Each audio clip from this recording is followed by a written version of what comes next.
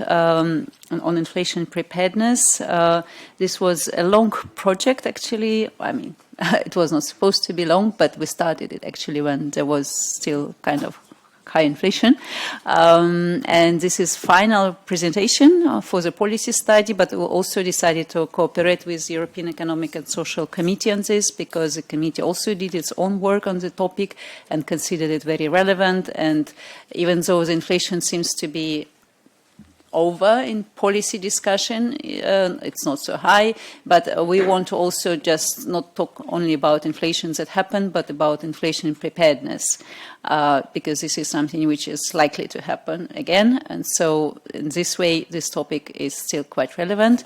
At this point, I basically give the floor to our host, EC, Mr. Ioannis Vardakastanis, who is joining us online today for some welcome remarks.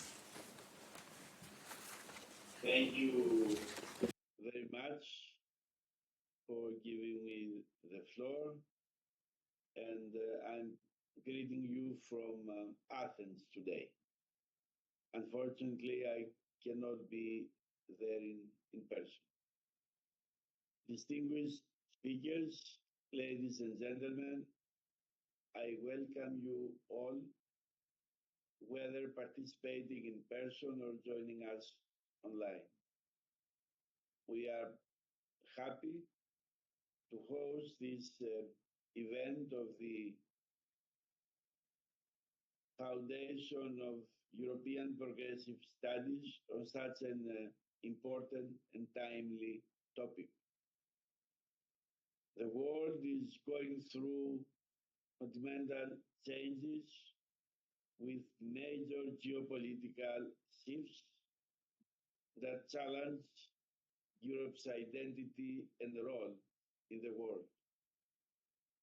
At the same time, Europe's democracies are under pressure from the inside, with extreme parties on the rise that wish to weaken, undermine, or even end the European project. It is therefore more than ever important to tackle the cost of living crisis that continues to weigh very heavily on citizens' lives across the European Union. The President of the Commission, in her political guidelines for the next 5 years, highlighted the cost of living crisis as one of the 4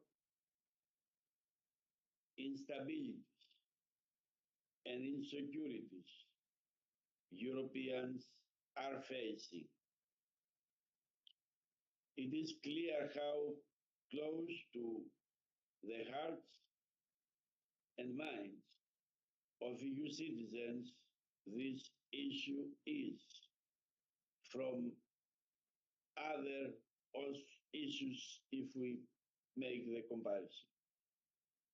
According to the Eurobarometer Youth Survey 2024, rising prices and the cost of living was a concern for 40% of young Europeans between the ages of 16 and 30, and was on the top of the list of topics that young people would mostly like to see prioritized by the EU in the next 5 years.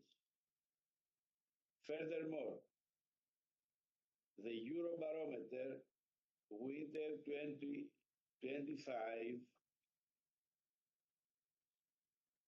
survey showed that 43% of Europeans urge European Parliament to prioritize tackling inflation, rising prices, and the cost of living.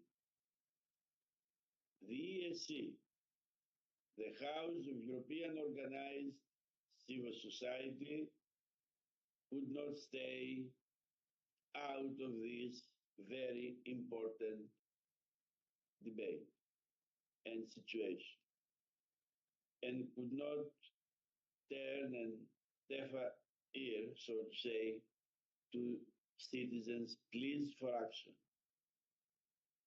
This is why, over the course of 2025, we adopted a very comprehensive package of opinions on the cost of living crisis, including 7 sector-specific opinions, culminating in an umbrella opinion which we adopted in the plenary of our committee in last July. These opinions present both targeted, sector-specific policy recommendations, as well as calls for overarching reforms and changes that are so much needed to address the cost of living crisis and to build resilience against future crises. The ESC believes that the challenges and uncertainties that the EU faces present a deeper structural challenge that demands not incremental adjustments, but requires a strategic shift in Europe's economic model. With these opinions, the ESC aims to provide clear, actionable guidance for EU institutions, national governments, social partners, and civil society on the way forward for a more resilient, more inclusive, and sustainable European Union. I cannot stress enough that addressing the cost of living crisis and building resilience against future inflationary shocks is very crucial for many of the EU's ambitious goals in the next 5 years, ensuring just and green and digital transitions, reducing inequalities in opportunities and outcomes, and for ensuring shared prosperity for all people across the EU. I am happy to see among the speakers Elena Alessandra Calistru, who will be the next president of the ECO section. She will succeed me, who drafted a very important opinion putting forward very important recommendations and measures for a resilient, cohesive, and inclusive European economy. One of the opinions in the ESC's package on the cost of living crisis. Today's event is a perfect complement to end and continuation of the ESC's work. We must continue the discussion on finding the most appropriate answers to a very complex challenge. And we must continue calling on policymakers across Europe to act accordingly and immediately. We need to create conditions for all European citizens, for all people who live in the European Union, to be able to live with dignity, with security, and with very high respect of democratic values and human rights.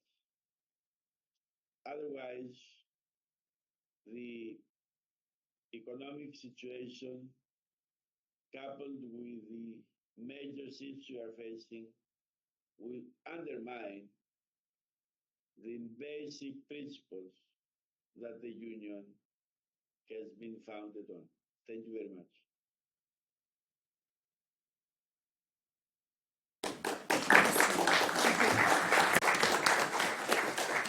Thank you very much.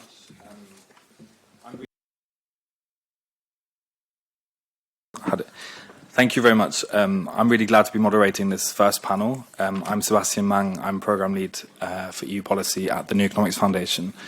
We're a think tank looking at macroeconomics, industrial policy, and green industrial policy and policy in general.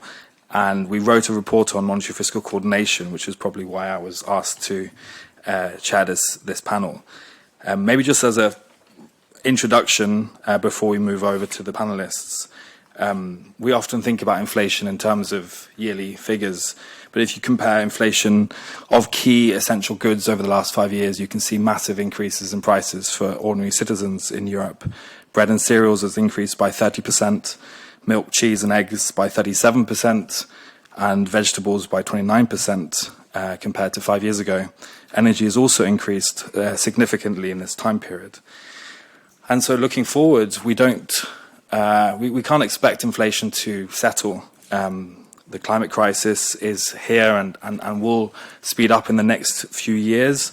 The ECB and the Potsdam Climate Institute recently came out with a study that showed that food inflation would increase by 0.92% to 3.3% depending on the warming scenario, with headline inflation also increasing by 0.32% to 1.18%, depending on the warming scenario.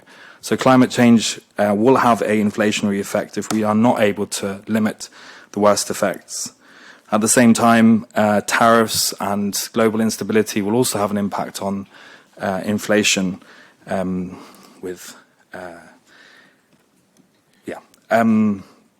And finally, this is having a political impact. I think the speakers will go into more detail, but those governments who are least able to have a positive impact on the cost of living also saw negative voting against their political parties. So being better prepared for more likely future price instability is key. So I'm really happy to have this conversation today. We will start with a presentation by the authors, Ines Heck, lecturer at the University of Greenwich, Thomas Rabensteiner at the University of Greenwich, and Anna Kolesnenko, which I have totally mispronounced, but I find those words quite hard, at FEPS. And then we'll have a kind of response from Paolo Passamino, and then a discussion before we'll have enough time for questions from the floor. Over to you. First of all, thank you so much for having us. This presentation, as Sebastian mentioned, is based on a report that we wrote for FEPS together with Thomas, with Ben Tippett, who is not here today, and Anna Kolesnenko. We basically, our main task was to look at inflation and to look at two parts of inflation specifically, and that is food and energy price inflation, right? So this graph just behind me shows you inflation in the grey, in grey from 2006 onwards, and the energy and food price inflation as well. As we can see, if you look at the grey graph, inflation itself was basically a non-issue. It was also a non-issue in economic policy discussion for a very long time. If there was discussion on inflation, it was more like that inflation was too low, should we kind of raise inflation targets? But, you know, that inflation was, or like cost of living crisis, that was not a current topic in economic policy discussion for a long, long time. This changed, obviously, as you can see on the graph. And we, you know, all lived through COVID, or we tried to forget that we lived through COVID, but we did. And then what happened was that we saw some supply side disruptions. So we saw like little tinkles of prices going up. But the kind of main event that we all remember was the invasion of Ukraine in February 2022 by Russia. And then, you know, suddenly we had inflation in economic policy discussion again. This, we argue in our report, this is not the whole story, right? So Russia invading Ukraine obviously had something to do with energy prices soaring, but this is not the whole story. What we tried to look at in the report was, on the one hand, you know, what was the role of profits, right? What happened to profit margins over the period that we looked at, but also what were the drivers, right? Which sectors specifically was vulnerable to price increases. For now, inflation seems to have calmed down in most countries of Europe, although inflation is still above the levels pre-COVID in most countries, or in many countries. But what we cannot forget, and that's kind of something Sebastian also mentioned in his short introduction, that first of all, the prices that we've seen increase, right? Inflation is an increase measure. The levels have stayed up, and they will continue to stay up, while wages have not necessarily followed through, right? So basically, that means that for people who have to buy food, who have to buy energy to kind of survive, they still have to face these higher costs. The other kind of looming or dooming rather development that we will see is that if we see something like a climate crisis in the near future, this means that also this will have an effect on energy, this will have an effect on food, right? So Europe, or the European Union, will remain vulnerable to inflation, and it is on policymakers, on us, on the EU, on the country governments to develop measures now to be prepared then. That's kind of the bottom line that I want to kind of hammer home here. So essentially, this presentation, what we're trying to show you is that basically there's two major sectors that we should consider when we talk about inflation, and one is food and one is energy. Why food and energy? First of all, we all need food and energy, right? So everybody eats, everybody uses electricity right now, at the moment, everywhere. And the other thing is, especially energy is a good that is relevant for all other sectors. Most things that are being produced require energy. I would argue all things in a modern economy requires energy to be produced. So that's why we focus on the two sectors. And I will then also discuss what we can do to mitigate energy price increases and food price increases. So I'm going to talk about energy, and Thomas will take over to talk about food later. But essentially, if you look at the prices in the energy sector, so I'm basically kind of looking at just energy inflation, and you look at basically profits, right, earnings before interest, taxes, depreciation, and amortization, you see that those two go well together, right? So when there's energy price inflation, there is also increase in profits for energy companies, right?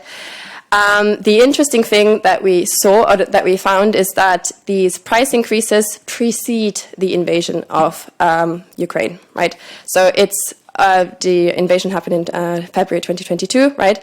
But the actual price increase starts a little bit earlier, towards the end of 2021, which is also not super surprising because we had COVID, right? We had a kind of decrease of demand for energy because fewer things were produced, fewer energy was required for that. So that we already saw the energy prices picking up towards the end of 2021, which was to be expected.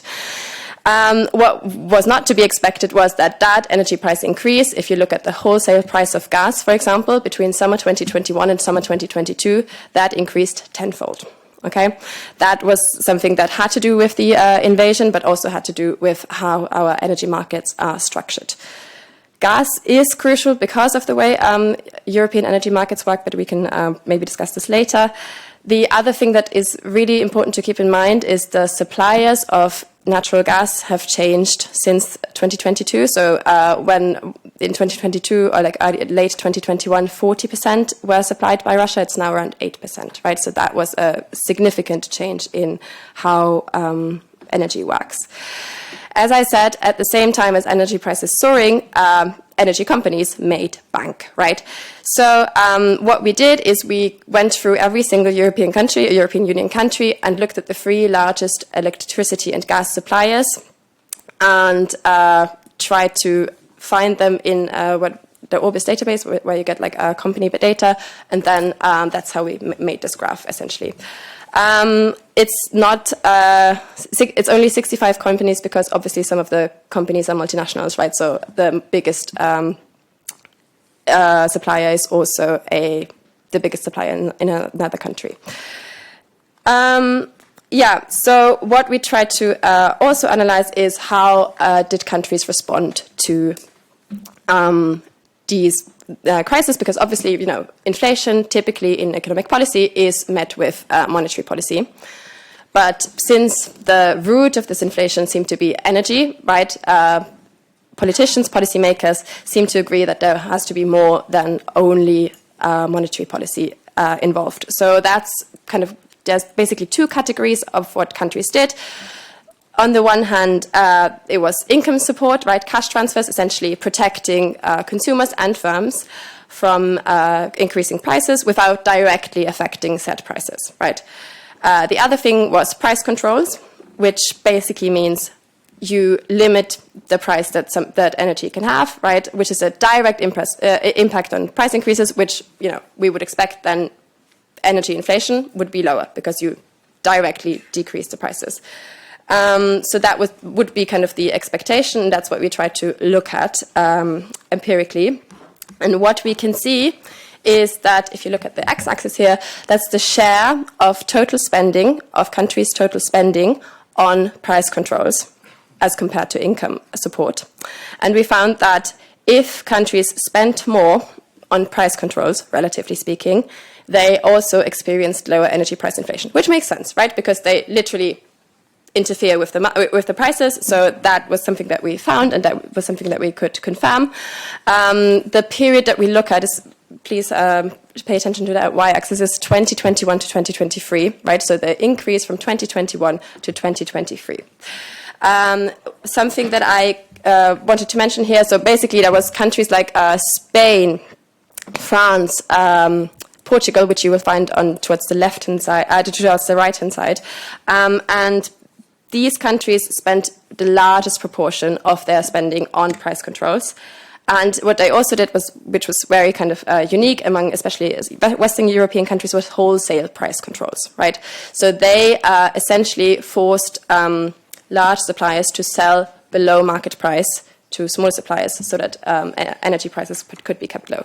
Other countries, for example, Austria, Germany, which spent more on income support, had higher energy price inflation. Okay, this does not tell us anything about the amount of spending on these measures. It's just a relative distribution of how much was being spent on what. And again, as I said, energy is so important because it's basically informing prices in other sectors, because we need energy to produce essentially everything. And one of those sectors obviously is food, and Thomas will talk to you about food now. Thank you. So food price inflation was relatively stable over the 2000s, but what we can see from and beyond 2022 is this large surge in food prices. And so the main established drivers for this spike in food prices are on the one hand supply chain issues in the aftermath of the pandemic, but also in relation to the Russian invasion of Ukraine, rising energy costs, as we just heard from Ines, as well as the increasing occurrence of climate crisis-related extreme weather events that affect harvests and food supply across Europe and globally. But so when we started working on this report, what we felt was an overlooked dimension in the discussion of food price inflation was the role of profits and market structures along the food supply chain. And so what we try to provide to contribute with our analysis for food price inflation is to shed some light on where along the food supply chain not only price pressures but also high profits have emerged as a key contributor to higher food price inflation. And so the bottom line from this part of our analysis is that there are increasing and or high profits along different segments of the food supply chain. So when I say food supply chain, you'll see here at the top of this slide a very stylized representation of some segments of the food supply chain that we looked at. So we started, for example, with the fertilizer sector, a key, very energy-intense input into farming, and then looked at the food commodity trading sector. Now, the main finding for both of these two sectors is that profits went up substantially over the 2021-22 period in these sectors. Moreover, these sectors are characterized by very light regulation. So a lot of trading there is very concentrated in a few actors, over-the-counter trading, usually in Switzerland or other tax haven. And when we analyze different profit measures of the companies in this sector, we can also see that they made a lot of their profits from financial income, and we think this suggests that speculative dynamics have been really pushing prices and profits in this sector way beyond the initial cost shock, for example, to energy costs. Then we look at the transport sector, and we specifically zoom in at the global maritime shipping sector, which is a very important contributor to global food prices and food commodity prices. What we note there is an increasing concentration over the last few decades in maritime shipping. And what this meant is that a few market actors were in very privileged positions during supply chain issues to exploit bottlenecks by raising prices and profit margin as well. Right, so we find in this sector an increase of profit margins from low single digits to almost 50% in 2022. We then look at the food processing or food manufacturing sector. So these are companies like Nestlé, Unilever, and other typically global multinational food companies. We observe very high profit margins there. And these companies were able to pass on higher input prices to their consumers, protect their profit margins, which again we take suggestive of their market power, and they were able to absorb all the input cost increases, passing on faster price growth to consumers, even if that came at the cost of lower volumes for these companies. Lastly, we look at grocery retail, where the most downstream sector in our analysis, where we also highlight high and increasing concentration of grocery retail sectors across many European countries. Okay, let's look a little bit under the hood of how we analyzed and how we got to these findings. So here you see a figure of fertilizer prices in an index, and what we see in this figure is that in 2022, fertilizer prices rose by 300%. Now, our food system is very energy intense, and so fertilizer prices have a very strong pass-through effect to food prices. What we also see is when we look at the profits of the main fertilizer producers, so this is from looking at company level data, looking at company level reports, we see that profits of fertilizer companies have also risen to 300% of their pre-crisis level. So here you can see the profits of 9 of the largest fertilizer companies have surged to $45 billion in 2022. Moreover, when we keep looking at different profit indicators of these companies, we find that a large share of their increased profits comes from financial income. So what you see in this figure is a representation of different sales and profit measures of fertilizer companies. And so how can we read this graph? For example, if you look at the dark at the black line, which has operating revenues, so a measure for sales of fertilizer companies, we can see, standardizing this measure in 2019 at 100, we see the measure increases to 200 in 2022. So it means sales, operating revenues of fertilizer companies have doubled over the 2022 period. If we look at, for example, EBITDA, so a profit measure, earnings before interest and taxes, so the most prominent measure for profits we also look at in our report, we can see profits have more than, have tripled, right? Similar to the previous graph that we see. But if we look at a profit measure that explicitly accounts for interest income, so this is profit before tax at the top, we can see that income from this, like these profit measures, has increased almost sixfold. And so we take this as evidence that financial operations of fertilizer companies, so of course there will be hedging and insurance to some extent, but there will be a very large unexplained part that we can only attribute to speculative dynamics, and these actors not only producing and selling fertilizers, but also using their privileged market position to exploit speculative dynamics in fertilizer trading and the resource trading that underpins fertilizer production. We find, and also a joint, an UNCTAD study does the same thing, looks at food commodity trading, does a very similar analysis. The takeaway from there is, again, speculative dynamics and financial income from financial operations is driving the incomes of these companies, and thereby also strongly contribute to higher prices way beyond the input cost shocks that feed into the production of these commodities. For maritime transport, we observe that the four largest companies control more than half of global container capacity. To put that in perspective, this share was 20% in 1998. And it goes without saying that the volume of global container trade has also increased substantially over this period. Moreover, the largest companies in this sector are typically organized in what is called alliances.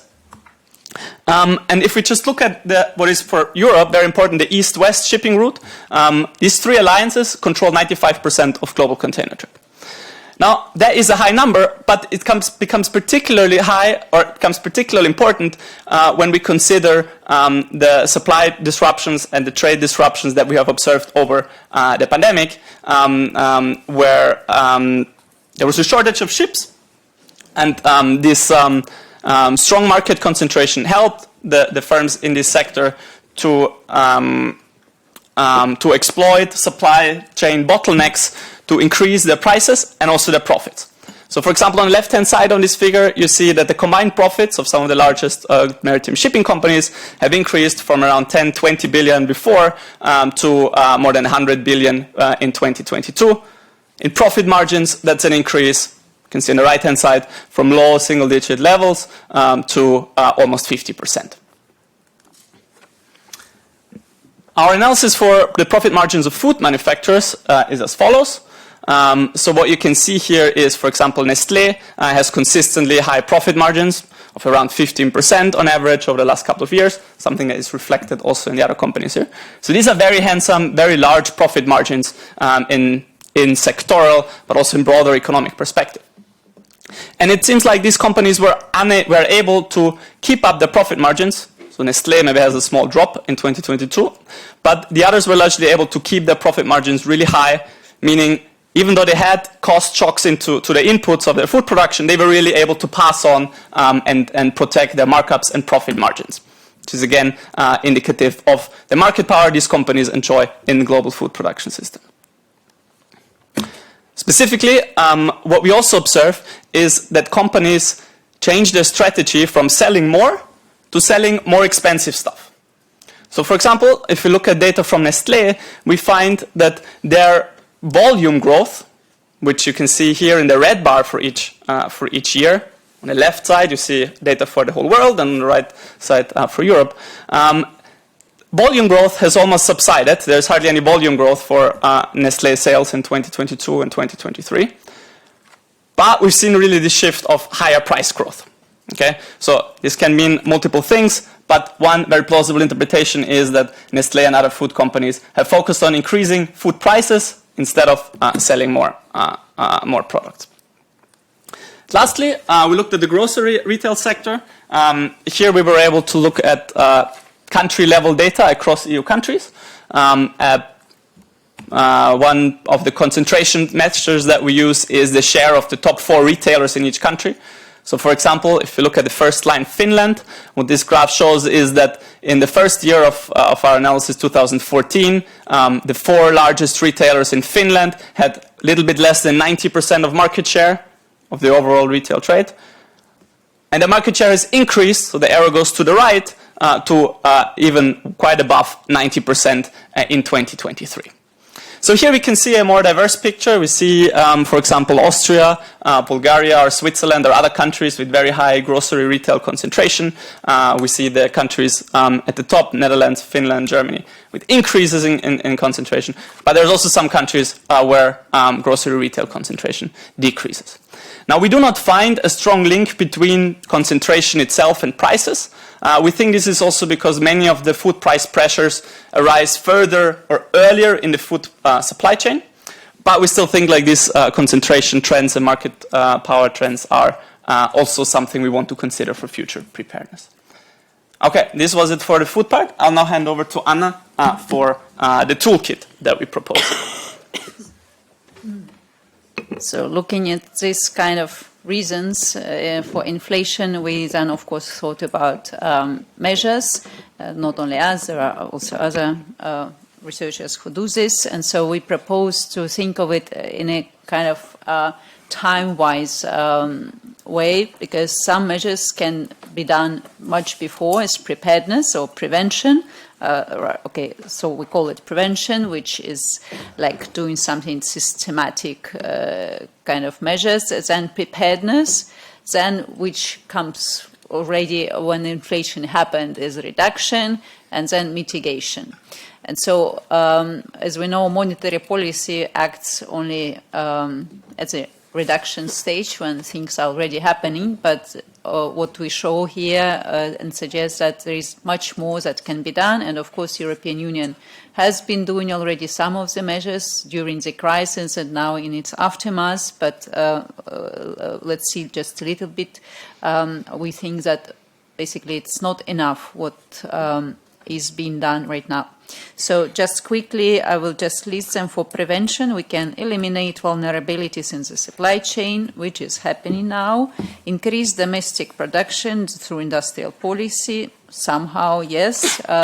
Regulate commodity trading to contain speculation on food, energy, and basic commodities. Very little of this is happening now. It happened before in the previous crisis, and right now we don't see much of this, but I will just discuss a bit later. Transaction tax on commodity speculation, enhance competition. So all these measures, if they are put in place, they basically make inflation less likely, right? Preparedness, strategic purchases and reserves, price monitoring and transparency, enhanced profits monitoring, early warning systems, stress testing, preventive price caps. Then when inflation happens, it's price interventions or price controls, we can call them, release of reserves, strategic state purchases and sale of goods, then tax adjustments, which was also done in the previous crisis, and on mitigation, it's subsidies to mitigate the effects on firm and consumers, taxes on windfall profits, and all sorts of conditionalities for paying dividends from excessive profits. So this is just the list. I think here, like one aspect is timing. The second aspect is risk-based approach, because I think, of course, there couldn't be like a pervasive monitoring and everything. And here we need to evaluate our resources that we spend on all of this. But risk-based system, I think, is the direction to go, just to see most vulnerable places and to apply different measures. And so in the paper, we discuss a bit in more detail some of these measures. And so some of them we already seen today. For example, price controls. There was a chart showing that countries that did price controls had lower inflation than those who didn't, which of course is logical. Of course, price controls, like normally economies don't like them because they're distortive. They distort pricing. But at the time of supply side shocks, which we've seen just now, price controls are justified, especially at the early stage, because they prevent propagation of the crisis throughout the economy. This especially concerns systemically important prices like energy price. So we think it's justified, but of course combined with other measures, like which come later on when. Then, for example, for income support, which is subsidies, which was very popular measure this time because there was not much done to prevent this crisis, so the governments already had just to deal with consequences, and so of course this is a legitimate measure, but this doesn't limit inflation. Yeah, the prices are like they are, and it's just that the cost and the hardship for households and for companies is reduced. Then excess profit taxes is a good measure, which basically helps to redistribute these windfall profits. It's good, like as a aftermath measure, like mitigation, but also if this excess profit taxes are installed in advance, then they also change behavior of companies. Probably they will, do less profiteering in this case. Also, but from our analysis, we see also in the study, for example, there was excessive profit tax introduced by European Commission in the 2022, like in coordination with countries, on excessive profits in the energy sector. But the collection of this tax was actually not so impressive. And so basically with taxes, it's always an issue that all these multinational corporations can shift their income and profits between countries. Limit speculation. I would say, for me, this would be the measure number one for food and energy, based on what we've analyzed, because this is speculation is something that happens at the very beginning. It's like very first stages of inflation, and at this point, and also it's very destabilizing. So what we've seen, like that this gas price increases like by more than 10 times, was not justified by any fundamentals. It was just speculation, like big part of this. And so limiting speculation is a very beginning, would be a very effective measure.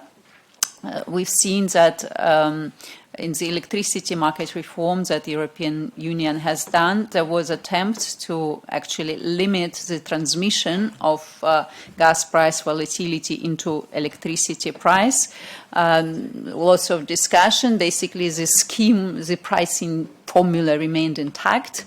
Although there are different measures which stimulate introduction of long-term contracts, but I would say it's also analysis in Draghi report and other papers that fundamental reason, fundamental volatility, was not removed in this reform, that there is this still link that it will persist for quite a while between gas and electricity. Therefore, limiting gas market speculation remains key for containing, for preventing future inflation in energy prices going through the whole system.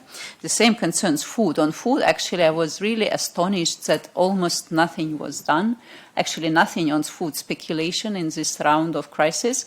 There was a lot of measures introduced after previous crisis in 2010, 2011, when there was another commodity burst, commodity prices burst. There was MiFID introduced, and there's then a bit more order introduced on commodity trading. But there are many loopholes still remaining. We list them in the paper. Also, there is also other research by UNCTAD. I cite this report, who show all these problems in the commodity trading.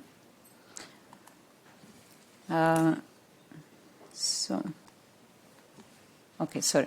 Then I just quickly go through some other measures, and then we need to go to discussion. So increase price transparency, because apparently gas prices, for example, because gas trading happens in sometimes on unregulated markets, but also it actually mainly concerns food commodities, which happen in over-the-counter trades, and there is almost no data on this.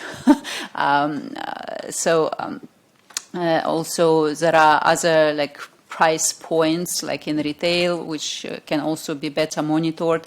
And there were some good examples from Austria, Germany, Slovenia, for example, where there was a special tool like to monitor these prices. Improve profits monitoring. On wages monitoring, ECB has very good system. On profits monitoring, it's much worse. So, and ECB, Christine Lagarde recognized it herself that, okay, they would love to monitor them better, but they don't have the data, which, I mean, not frequent enough and not detailed enough. So what they do is like more aggregated, and it comes a bit with delays. Build strategic reserves. This is what already was done somewhat during this crisis, especially like also there was established monitoring of food stocks on the initiative of the European Commission. So there is some work done on this also is a part of crisis preparedness initiatives, which are going now. So here we have some policies.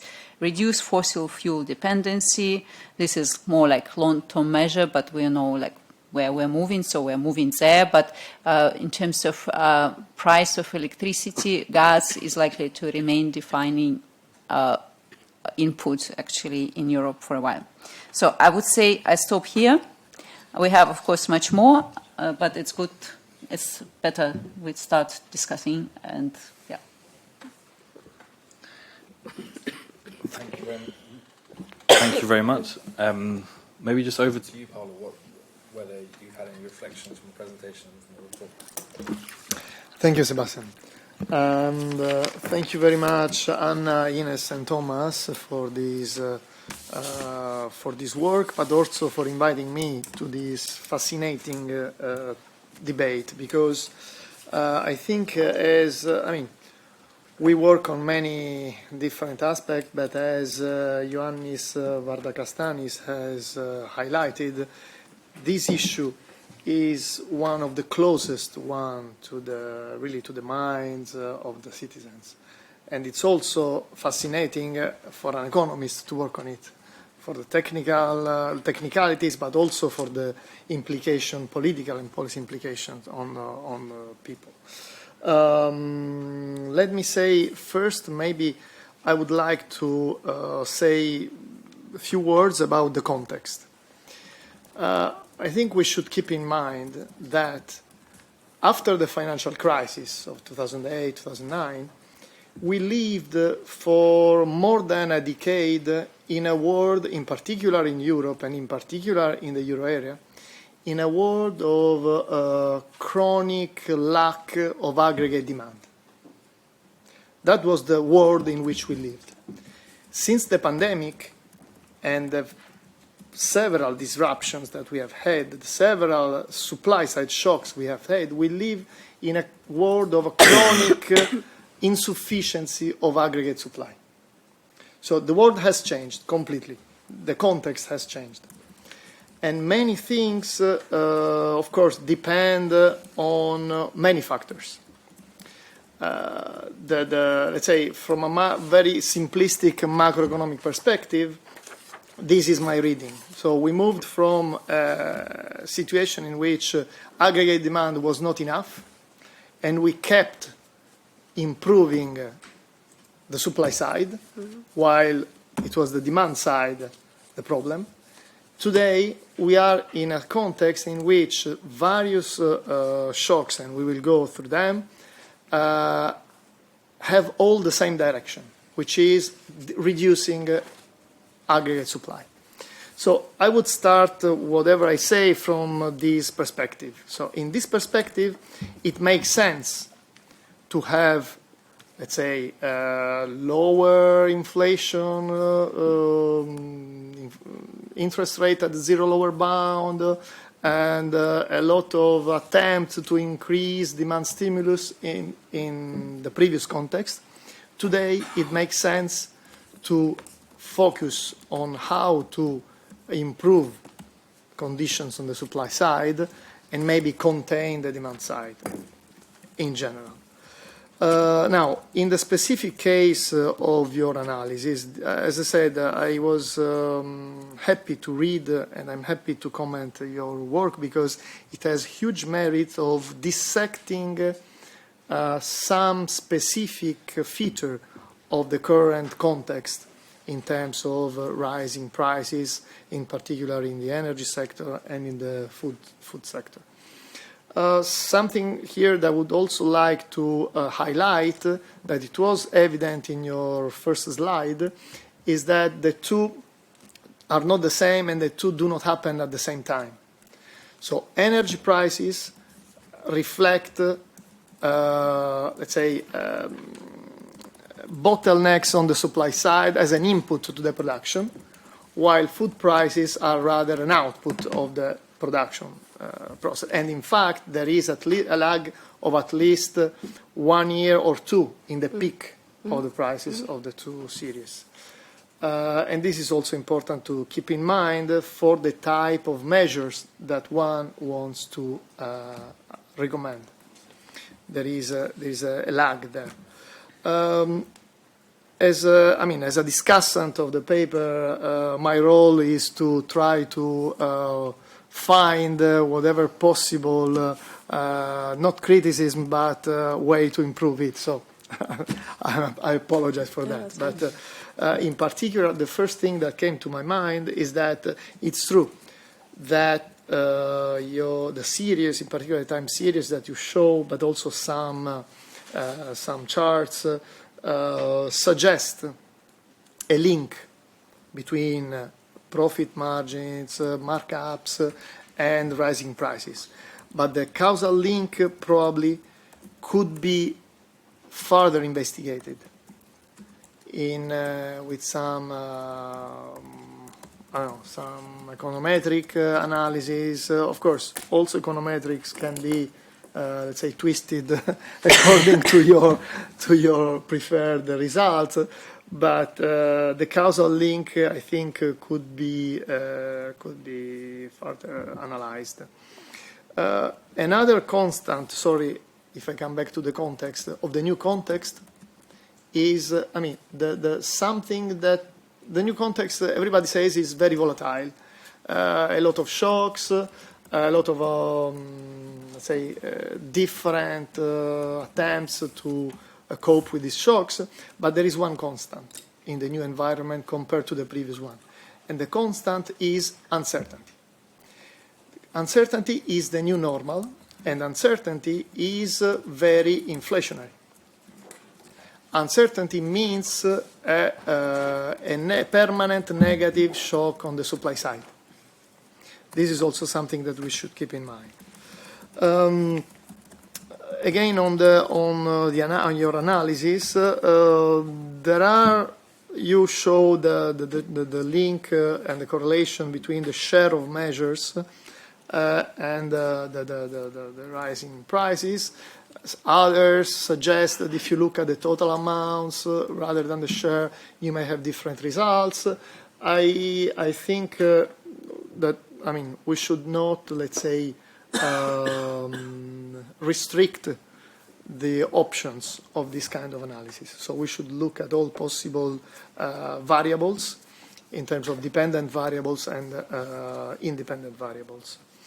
I'm thinking of a possible development to further analyze the causal links of the claims that you make. Finally, in terms of markups, there is a recent work by some colleagues in the Commission pointing to the fact that markups actually kept increasing for more than 20 years, almost 30 years, and were not particularly increasing in the past few years. Now, I'm not sure this is, let's say, a definitive answer to the question whether profits played a role or not. But still, it's something that one should take into account in further analysis. Then, looking at the future. Looking at the future, there are, okay, first of all, as the ECB has certified, we are back to 2% inflation. In the last month, I think even 1.9 in terms of year-on-year price change. So we are back to the target, but there is a big uncertainty. And this big uncertainty, of course, the ones who suffer the most, okay, on the one side are the citizens, on the other side are the central bankers, because they don't know what to do, basically. There are some factors that could be disinflationary going on. And these factors relate also to the geopolitical shocks ongoing, because on the one side, it's true that geopolitical shocks affecting supply chains may create an inflationary shocks in terms of more costly input to production. But on the other side, an appreciation of the euro probably would also have a disinflationary effect on our economy. Also, tariffs, there is a lot of discussion about tariffs, but if tariffs are imposed by one of our main buyer, they may translate into lower demand through our exports.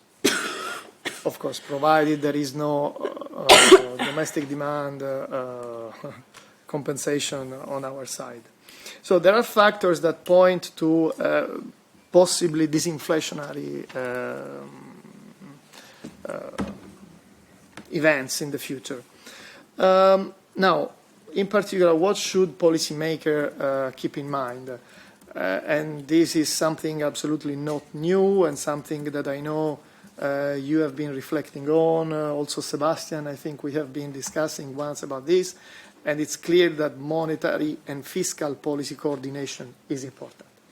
It was very important, and it was kind of, let's say, not fully made homework in the previous context, because in the previous context there was not a perfect coordination between fiscal and monetary policy in one direction. Today, we should avoid the same mistake on the other direction. So fiscal and monetary should really work together. Now, how to do that is also a very hot political question. Probably not by, let's say, a head of state, a president, head of government trying to get full control of the central bank. Maybe that's not the ideal way. But still, some form of coordination, cooperation, I think is very important. Also, do not forget that in the euro area, at least, it's, I mean, the ECB is playing not only with the traditional and conventional measure of reducing the interest rates or keeping them at that level, but on the other side, there is the unwinding of the unconventional monetary policy, because as we speak, in these days, in these months, in these years, the ECB is also, let's say, not tightening, but reducing the degree of support by the quantitative easing, because the asset purchase program and the pandemic emergency purchase program, the portfolio, those portfolios are declining in the balance sheet of the member state, of the government. So by not reinvesting the principal of at maturity. So we should also keep in mind the full spectrum of policy actions which are ongoing.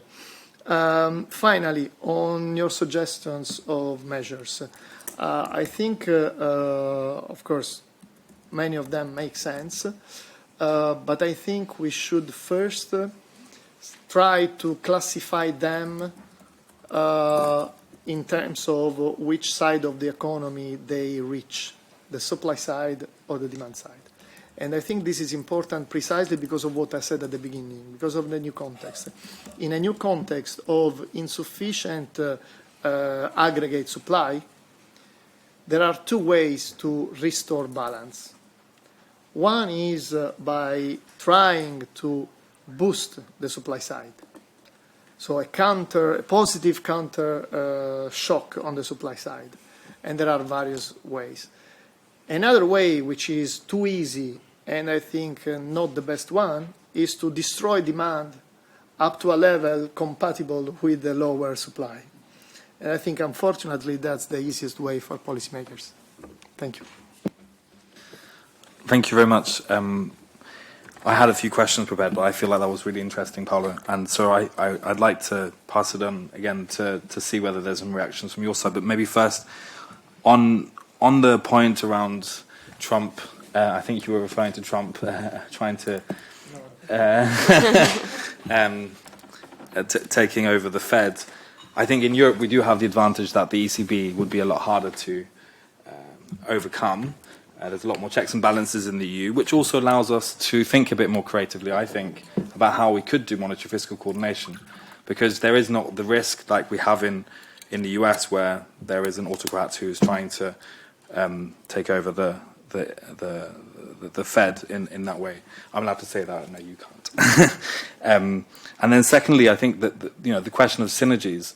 One of the things that we've been thinking about a lot is the fact that achieving our green targets and will require meeting our green investment gap, whether that's through private finance, and there's things that the ECB can do, such as green TLTROs, making investments into the green sector cheaper, is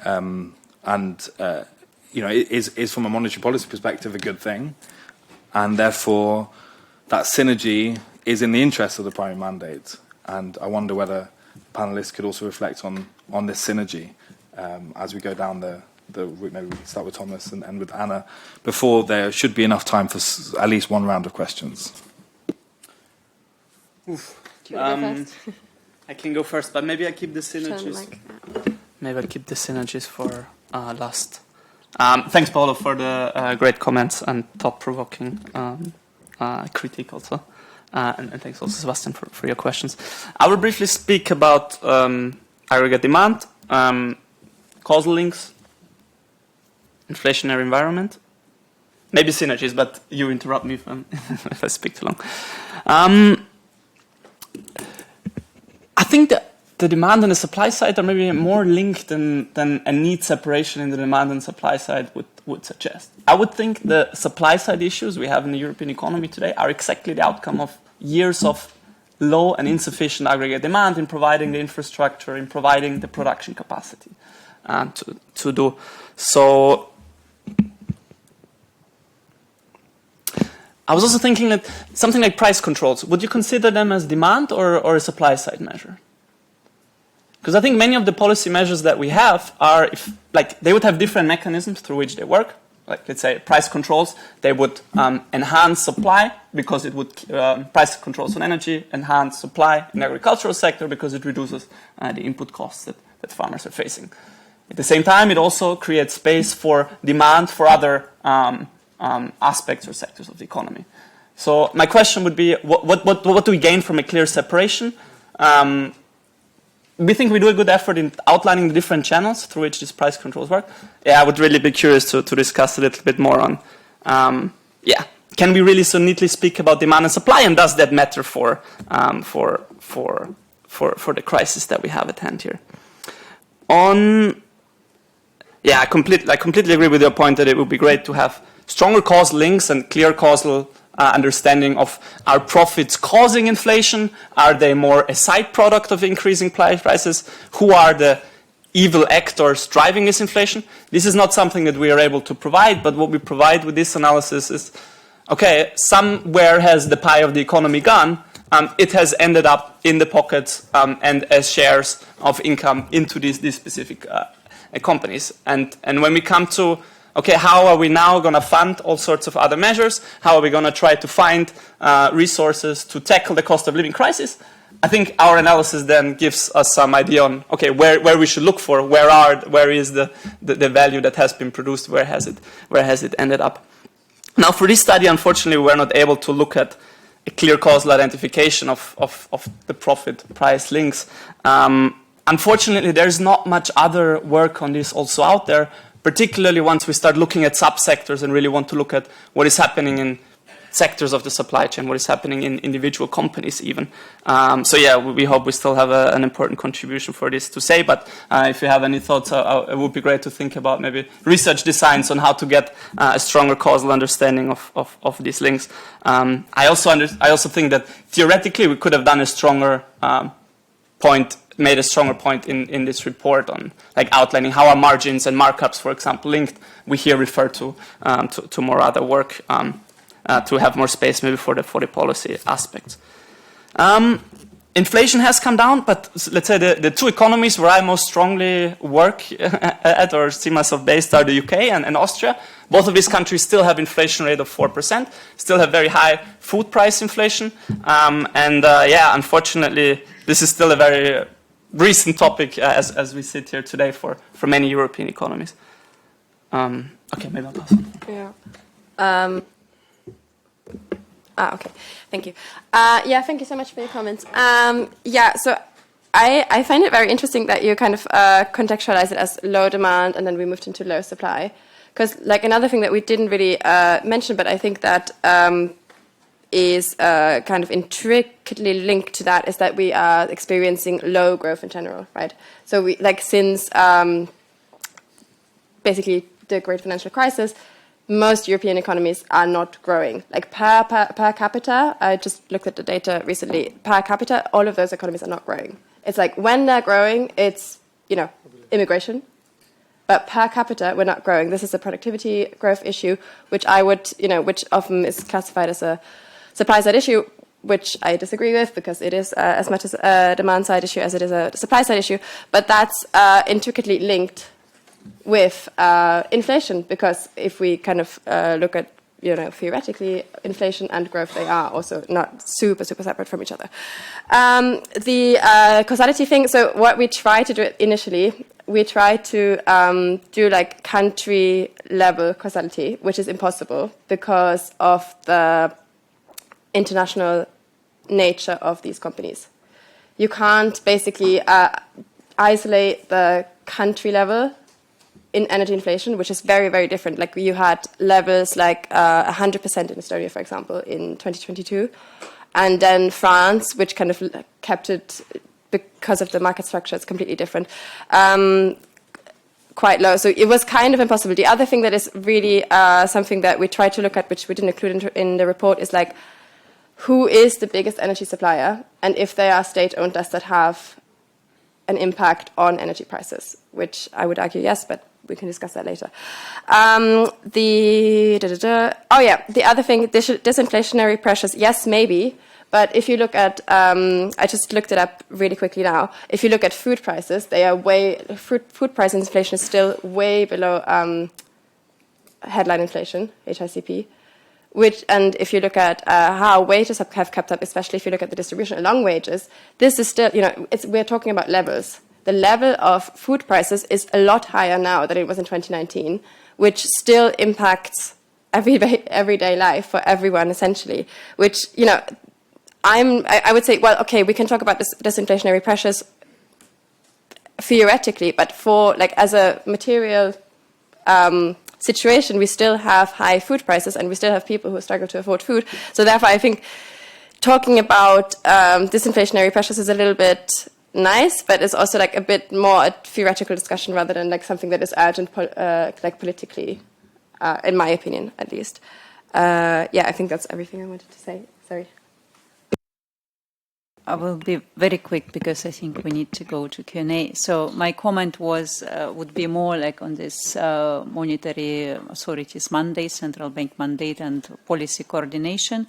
I, of course, very much would love to see a central bank doing all these policies to do targeted interventions and stimulate some sectors. I explicitly, and about coordination, I explicitly asked actually ECB officials, including Isabel Schnabel, what do you do? What do you think about policy coordination on this kind of measures on inflation prevention? And she and all other ECB officials always have the same answer. We are independent central bank. We cannot do any coordination beyond what we're already doing. So they're reporting to European Parliament once per quarter. So this is it. So any kind of coordination, I think, if it happens, will need to come, initiative will need to come from elsewhere. And so I think this kind of policy discussion we can also keep for our second panel. Paolo, did you want to come back to on one? Yes. On the, well, coordination, are we on record? Yes. Okay. Because if we weren't on record, then I would say that in the euro area, but I don't say that, but if we were not on record, I would say that in the euro area, actually the situation is very different from the US in the sense that the central bank has way more power than national governments, on national governments. So the situation is completely different. But okay. In terms of, well, I try to answer, Thomas, your question, what do we gain from the separation between aggregate demand and aggregate supply? I think we gain clarity in designing policy measures. And in particular, I fully agree with you that demand over time may, not always, but may sometimes in the long run create its own supply. So I believe in the opposite of the Say's law. Not always, but I think there is huge evidence of this. And also the structural long-term effect of aggregate demand management, I think it may be a relatively new strand of literature, meaning the past 20 years, but it's there. So there are plenty of very good studies proving that, mainly in the US. And this is why I think one of the reasons why what you said, Ines, is absolutely true. I also had this unfortunate observation, which is that growth is just stagnating in Europe, and I think it is because we didn't achieve the right monetary fiscal coordination in the previous context. I don't know to what extent we are achieving it in the current context. I think we are doing better. But certainly there is a big difference in terms of decisiveness, speed, courage in taking some measures here compared to the US. But then, to our, say, defense, and it's not just because we are in Europe and we are European, the multi-level governance system of the EU is a completely different beast to manage compared to the federal government in the US. So, I mean, given I mean, we are in a, this is something I've said other times, so the most important transition we have in Europe is not the green, is not the digital, is the institutional transition. So we are in an institutional transition that takes decades, that has not been attempted anywhere else in the world. So keep also this in mind. We cannot be, and we have in this historical moment, we have a monetary policy which is conducted at one level and fiscal policy which is conducted at another level. So, and we are trying to coordinate also the structural policies. So, I mean, we should also be a bit mindful of this. Thank you. As moderator, I just wanted to say one small thing, which is that the central bank independence also relies on legitimacy, right? And if over years inflation is not put under control, this will be taken as a topic that the far right will bash the central bank over the head with over and over again. So I think there is also a self-interest in making sure that our inflation preparedness and our monetary fiscal coordination is aligned. And I think that's where we need to get to. And in our work at least we have been supportive and saying that monetary fiscal coordination can be achieved within the current mandate of central bank independence, which we support. So I think that's just about finding that balance, and I agree with you, it will be trial and error. But maybe just, are there any questions in the room? We have time for one round. It'd be great to have some questions from the room. We'll take you, yes. Yes, hello. I'm Miriam van der Stichelen. I've been working on this food speculation stuff. The problem is that the current price setting on the derivatives markets always needs at least 30% speculation. And what you have is excessive speculation. And that's where the loopholes are, because we do have information, we do have rules. And I don't know how far we are now working on the measures or not, because the food derivatives trading is not as much OTC as the report says. UNCTAD said it's actually referring to the energy. That's OTC. The food is less. The problem is that for the moment, the commodity traders themselves have 30% of the market. Then you have the ones who are not the commercial traders, they have also so much. So the kind of the real traders that need, for the moment, this price setting are about 40%, which is too little. So that's one thing. And I think the second thing is indeed the concentration that needs to be tackled. And there's lots of US traders there. So you basically need to almost go global. As we know, the WTO didn't have competition policy rules, which is a disaster.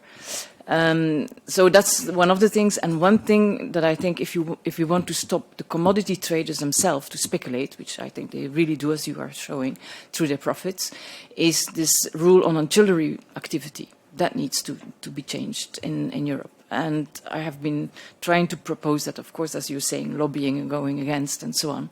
But, and also analyzing what is happening. The French authorities have done so. I asked ESMA also to do so, and they just don't have the capacity. So supervisors really need to be strengthened to analyze what is happening.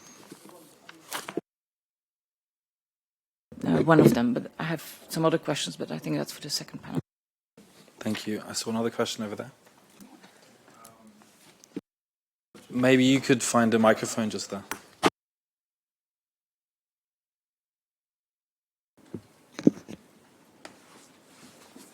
Can you hear me? Okay. So my question was regarding the maritime transport and the alliances. It's for a further point as well, but that as example, it kind of sounds like a cartel as well. Cartel meaning in the context of monopoly. And I'm curious to hear, because a lot of the what was talked about today was regarding as well a lot of monopolization of different sectors and the lack of action of the EU on there. And I was wondering, for the researchers or also from somebody from the Commission, do you believe that is due to an oversight or also more of an active economic policy that allows those kind of things to happen? Thank you. Is there one or two more questions?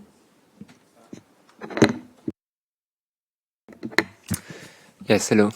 My name is Stan John and I also work at the New Economics Foundation. Maybe just to zoom in back on where we started, namely energy.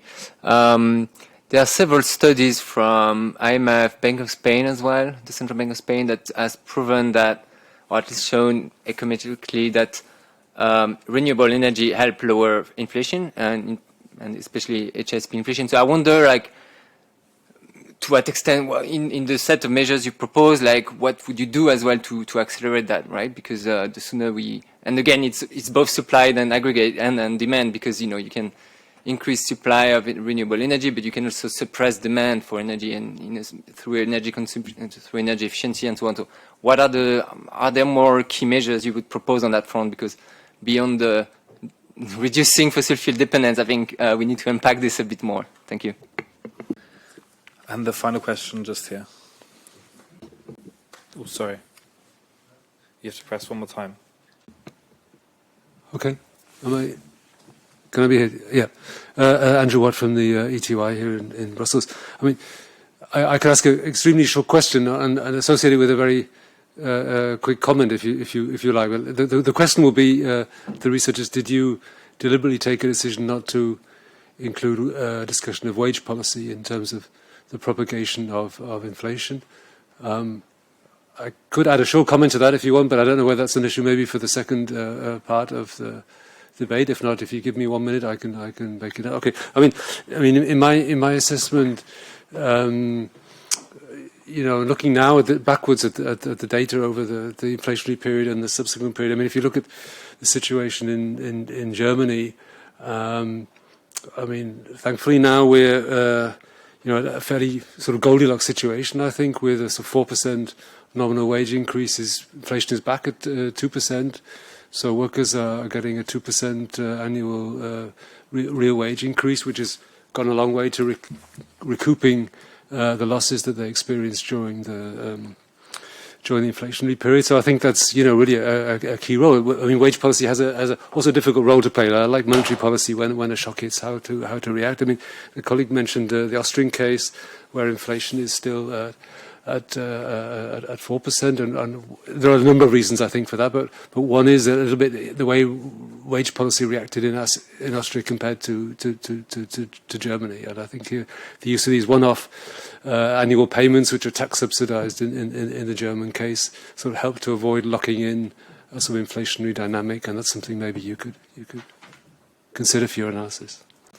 Okay, we are slowly running out of time, so we're going to try to keep things short. But maybe we can start with Paolo, or maybe more for UK. Okay, I can start. I will start with energy speculation or food, energy and food speculation. Yes, what you pointed out are exactly these problems, and I would say this field is very technical. So it's like quite difficult to understand what's happening in these markets, and so I think this explains also why they are such a mess. And of course, there is also lots of lobbying there, and all these loopholes that were remained, like from last trial to regulate them, is exactly because of lobbying, because there were, like, for example, this auxiliary activity of a proper, like, food producers. Auxiliary is like, speculation. So they lobbied not to have this regulated, and just they lobbied to have it all considered as their normal business. And so I would say a big problem here is that all these companies are global. And as you mentioned, like in the WTO, there is nothing to regulate them. This derivatives trading. So these exchanges, which are located like in Switzerland or in some other places, they depend a lot on local country regulation, and it's not a global thing. So in European Union, there are different institutions which are involved, but they also lack powers to really regulate this market. And so it's a big institutional question how to regulate the trading and speculation. So I would say yes, I acknowledge this, but I think at the European level there could be more done, actually, because there was quite a lot done after the previous crisis in 2010-12, and I think now at this round this could be brought further, and I didn't see much action on this. And I think I'll just leave the other questions to colleagues. I think I'm going to just take the question on if renewable energy is going to help lower inflation. Short answer, probably. Long answer, but not quite yet. So the problem, so what we see at the moment is that if you have like countries with higher levels of renewables also had lower energy price inflation. However, because of the way energy markets are structured with margin pricing and so forth and so on, at the moment this doesn't quite translate yet into like overall lower energy price inflation. I think in the long run, also kind of talking about your question about the green investment gap, there's like not doing anything about sustainability, not doing anything about renewables will be costly, because that will lead to inflation, because we will have repercussions coming from not preparing for the climate crisis, essentially. The other problem is that if you do close the green investment gap, if you do kind of invest a lot, that you might see some, temporary inflation and to temporary inflationary pressures, because that means lots more investment and lots more demand, essentially. So then you might see kind of these conflicts at times in the medium term. But in the long run, I would say the only way to get out of our fossil fuel dependency, to get out of these pressures that might arise with geopolitical situations and so forth and so on, is investing in renewables. It's just that it's not as straightforward to say, well, more renewables means lower energy price inflation. It's more, nuanced than that, I would say. Yeah. Okay, thanks. Very briefly on maritime transport. If the global economy is in flux and hard to grasp where taxes have to be paid and where worker regulation takes place, then the maritime sector is really the incorporation of that. Where ships, containers, workers are registered, it makes it really hard to capture your jurisdiction of that. And firms have lots of lawyers and skills to avoid being done that. That said, there are some large European transport companies like Maersk, DSDS. I think maybe something that could happen on the European level would be pay more attention to the alliances, or as you would say, cartels, where these are part of. Maybe this would be a starting point. So some of these companies are still incorporated in Europe. Maybe this is where we need to have a closer look. On the question of wages from Andrew Watt, it was a decision not to look at this because we wanted to look at the connection between profits and inflation. And as we already said, we didn't manage to get a causal, empirical relationship, but we brought in lots of evidence at a firm level. But involving the wage dynamics would be a kind of a different kind of study. But what we also think that, of course, wages did catch up, but it happened later. And in the meantime, there was lots of pain for people and for companies, especially small businesses. So I think avoiding initial supply side shock inflation is important per se. And so, very briefly, thanks.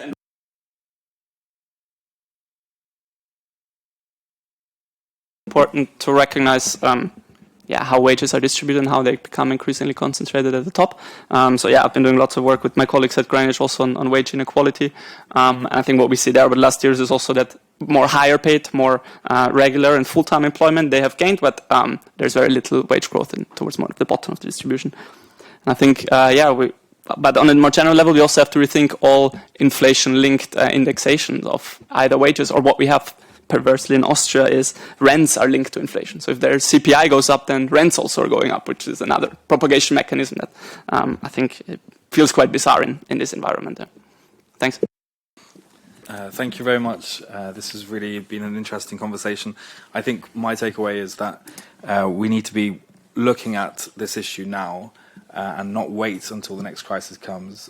So really thinking about how we can set up institutionally, what measures are best suited at what point. So continuing this conversation, I think, is in all of our interests, also politically. Thank you very much.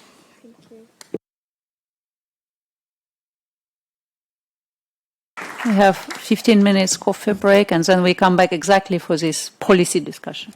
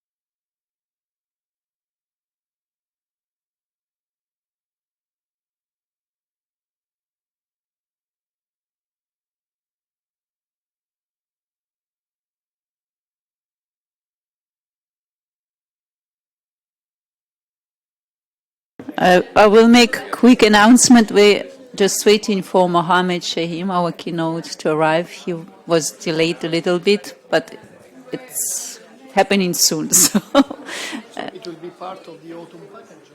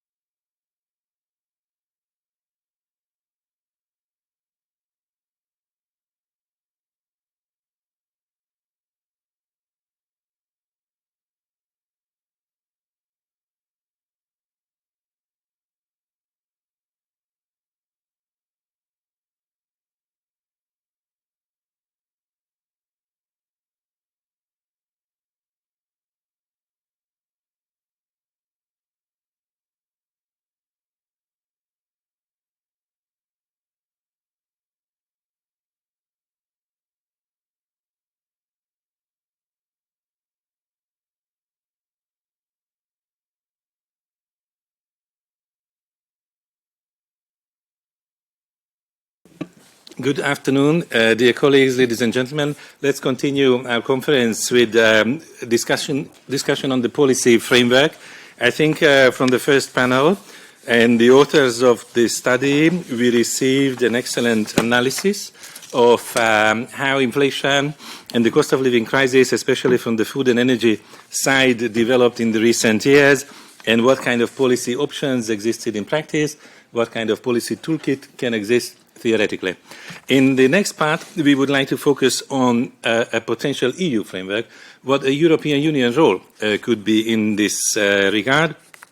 And I would like to welcome Mohamed Shaheen, who is sitting next to me, a member of the European Parliament, a vice chair of the S&D group, and you probably know that in the previous mandate he worked a lot on Fit for 55, CBAM, and very important aspects of the connection between sustainability and the economy, and how the EU interventions should help making progress in that field. What you probably don't know is that he's a PhD in econometrics, and I will have to ask you not to be too technical in your presentation, because I think after such studies there might be some temptation. Mohamed will be followed by the panel, which is already at the table. On my left, João Nogueira Martins from the European Commission. In the central seat, Elena Calistru, member of the European Economic and Social Committee. On her right is Jérôme Crel, Director, Research Department from the Sciences Po in Paris. And last but not least, Ludovic Voet, who is the Confederate Secretary of the ETUC. But first, we would like to listen to Mohamed. Yes.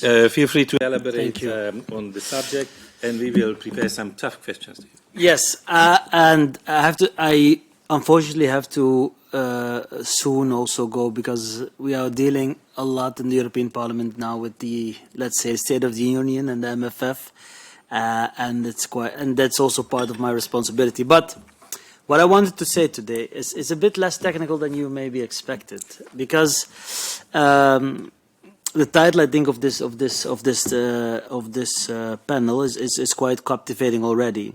How to prepare for the future energy of price shocks. And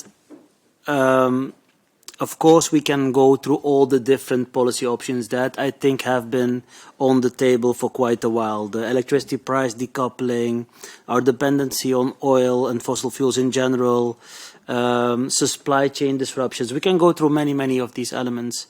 But I really believe that what is lacking is, I call it a bit, that's the paradox of interference.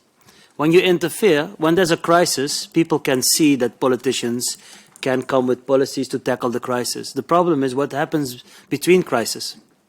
Do we then have the ability and also the trust in ourselves to come with policies to prevent price shocks? I mean, that's, I think, one of the biggest issues that I see, because many politicians, regional, local, national level, on the European level, we've read enough reports how to adapt, how to improve the situation that we are living in. And then time is the biggest problem, because we tend to forget. And I would love to have much more policy making based on scenarios. Because one of the issues I have as a politician when it comes to crisis policy making is that usually it's done under pressure. And it's very hard to make sure that you have good conversations with social partners, with regional, local politicians. Everything is under pressure because there's a crisis and we need to act now. And that also affects the credibility and the democratic level, legitimacy, of those policy making. But crises usually are a starting point for interesting policies. For example, in the Netherlands, one of the most important price shocks we knew in the past were the oil shocks in the 80s. One of the effects of these oil shocks in the Netherlands was that it accelerated the sales of bicycles.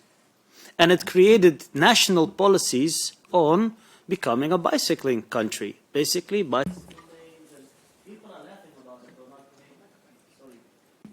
maybe.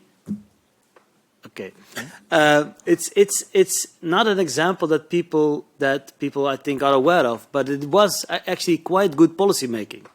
Quite good policy making from the at that time it was a social democratic prime minister adapting to a situation that they could not affect. It was something that was posed on them we know the reasons, and I think they did it in a quite interesting way. That now we all know the Netherlands, my country, as from the bicycles, from the separate lanes, etc., etc. During COVID, also, if I see what we all did from almost all policy levels, we reacted quite fastly and created even a vaccine in a short amount of time. We came with the right investment and everything was possible.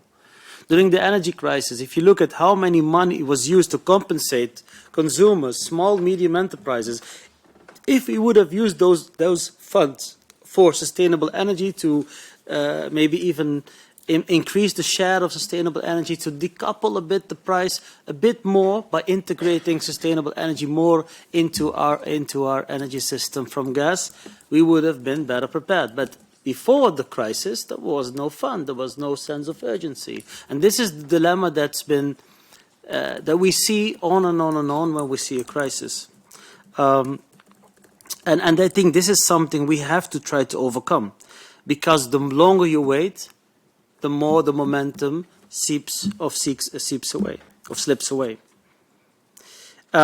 So for me, that's the most essential part. I don't want to give a speech here of 10 minutes, because when I'm in meetings, usually the right points are pointed out or are on the table by policymakers or by scientists. But the question is, why aren't we ambitious enough?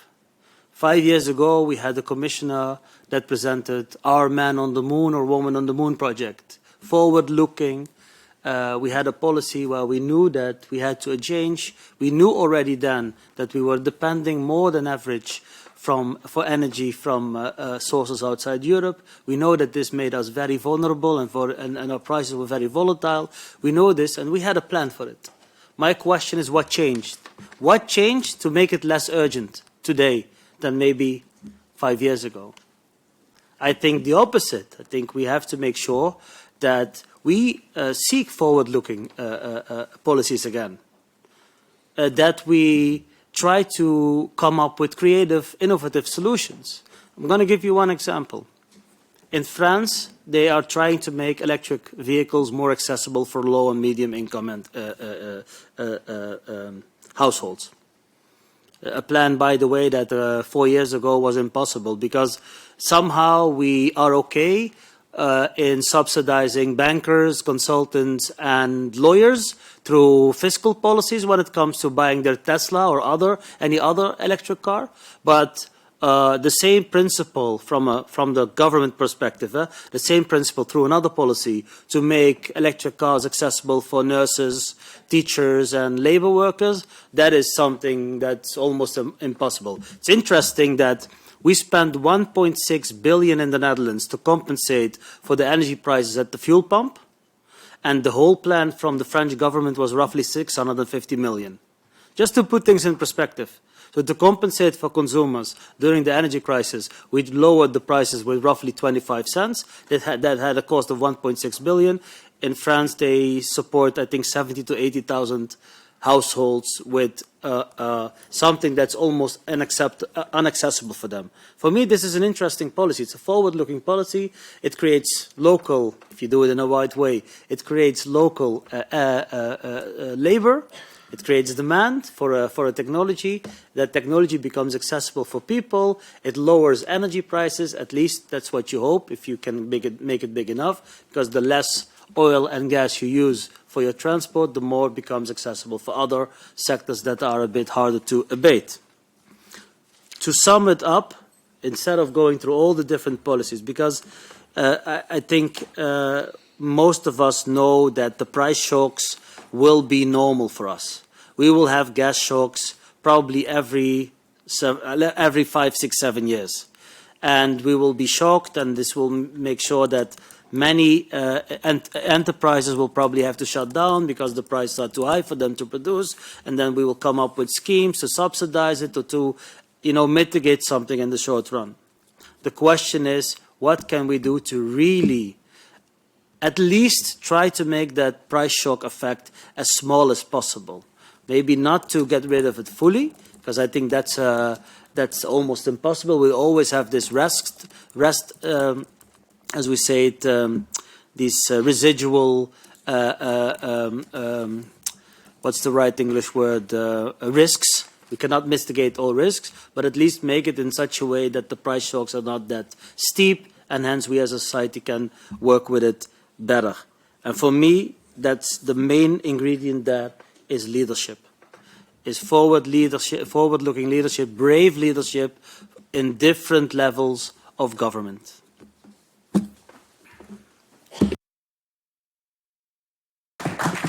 Thank you very much. So uncertainty will remain, volatility will remain. All this will have price consequences, and we need to be prepared with a much more robust policy toolkit than in the past. I think this is very clear. You also emphasized at the start of your intervention the importance of prevention. And I was wondering whether you would like to comment on the recent, I think, 2022 reform of the electricity market by the European Union, because this, I think, at least theoretically connects with this problem. Would you like to kind of assess, with hindsight, this reform? What can we expect? I mean, I don't think it's a bad reform. The problem is that the idea is that we wanted to relax a bit the connection between the prices, the marginal prices basically, and gas. And that, I mean, we didn't manage that as maybe some of us hoped. There are a couple of reasons for that. One, I think sustainable energy has become an enemy of its own success. And I think we don't have the policy tools at this stage to compensate for that. For example, when solar projects become useless or will have a negative business case the moment the prices drop below zero. I mean, that holds for almost every project. That has really decreased or the speed of employment of these technologies has been affected there, especially in countries where you have quite some significant solar hours. And I think they're one of the tools that we came up with, but I think is not well implemented yet, is this idea of a double-sided carbon contract for difference. Yeah, I mean, I think more can be done, but in total, at this stage, I think the electricity prices in several member states are still too much dependent on gas, and that's the main driver of the price in this economy. So the more we diversify our energy mix, the better, I think, the robuster and less price volatile, I think, at the end, that system can be. Thank you so much. Do you mind? The previous panel, which was discussing this wonderful study, elaborated on several sources of the inflationary pressures and spikes and the consequences. And one interesting concept was discussed by several speakers, which is speculation. And I was wondering whether you have any comment on this, of course, without hearing the panel. How you see, especially in food and energy, fronts, the importance of this, and if it's a significant factor, what could be done, or is there anything the EU could do? Right? Let's put it this way. It's a difficult question. I haven't read the report. I mean, speculation. It's very hard to prove speculation. In some fields, it's easier than in others. I think in energy, it's a bit complicated because we have a system where also the energy producers or the energy providers have to have certain, they have to buy in order to make sure that they can fulfill the contracts that they have made with consumers and with enterprises. I mean, I didn't read the report, so it's for me very complicated to say anything. But I don't think there's a lot of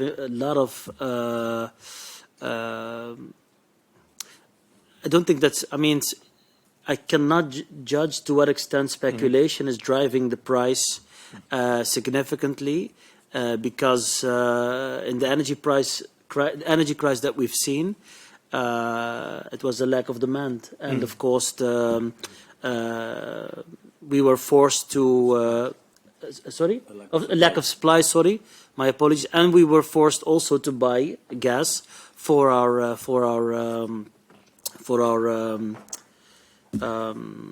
storage.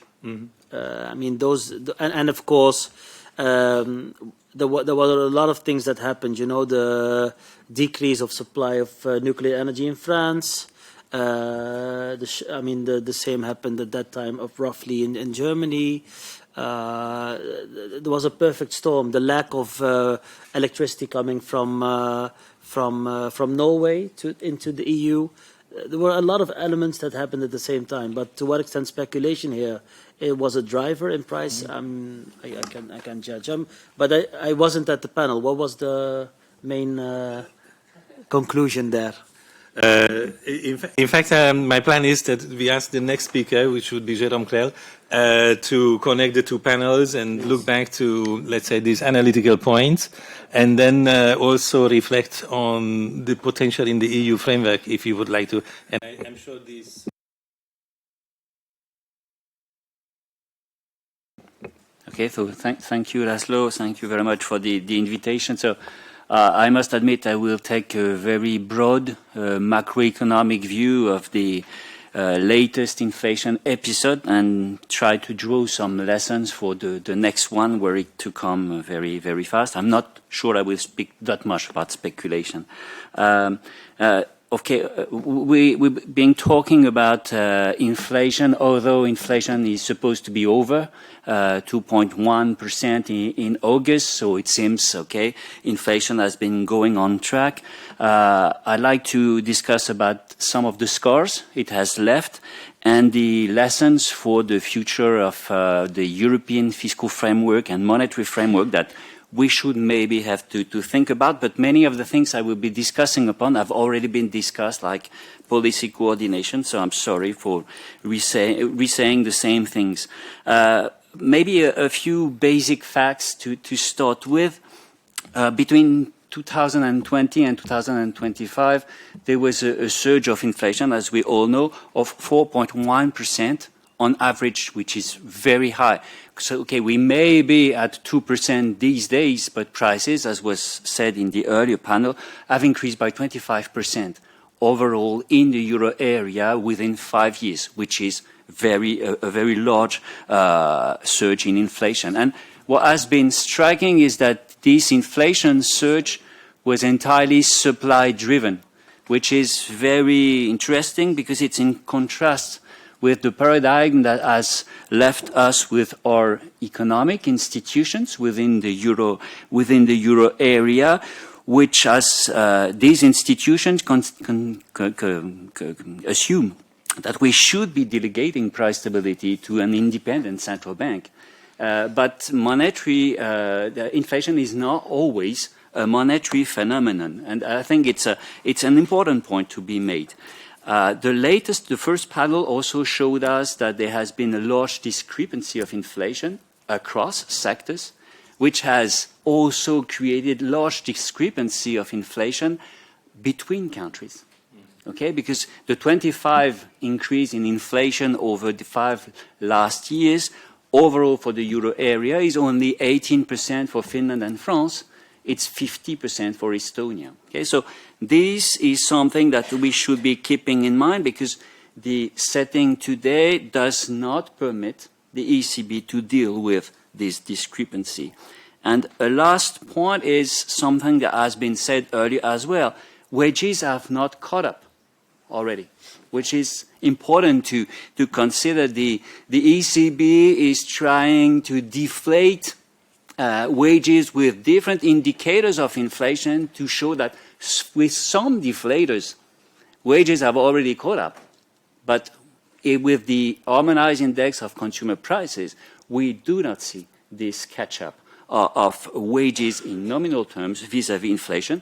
Therefore, real wages have been decreasing, and maybe that pushes some discontent among wage earners. So this has been a large episode.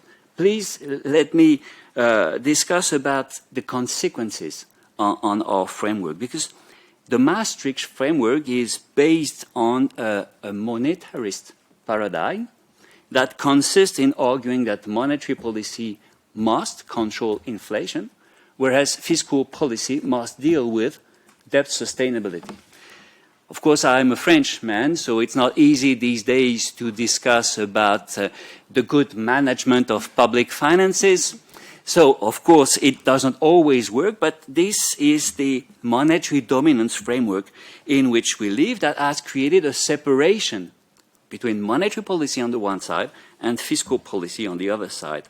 And what is very striking with the recent inflation episode is that we've seen an interference that Mohamed Chaim was discussing about between monetary and fiscal policies to deal with the inflation episode and to dampen inflation. So the separation principle has not continued during this inflation episode, but nothing has happened in terms of any reforms of the European governance framework in terms of getting rid of the separation principle and trying to go in the direction of more coordination between monetary policies and fiscal policies. And one reason behind that is that monetary policy's effectiveness at dampening inflation is overstated by the ECB itself, by the central bankers themselves elsewhere on the planet.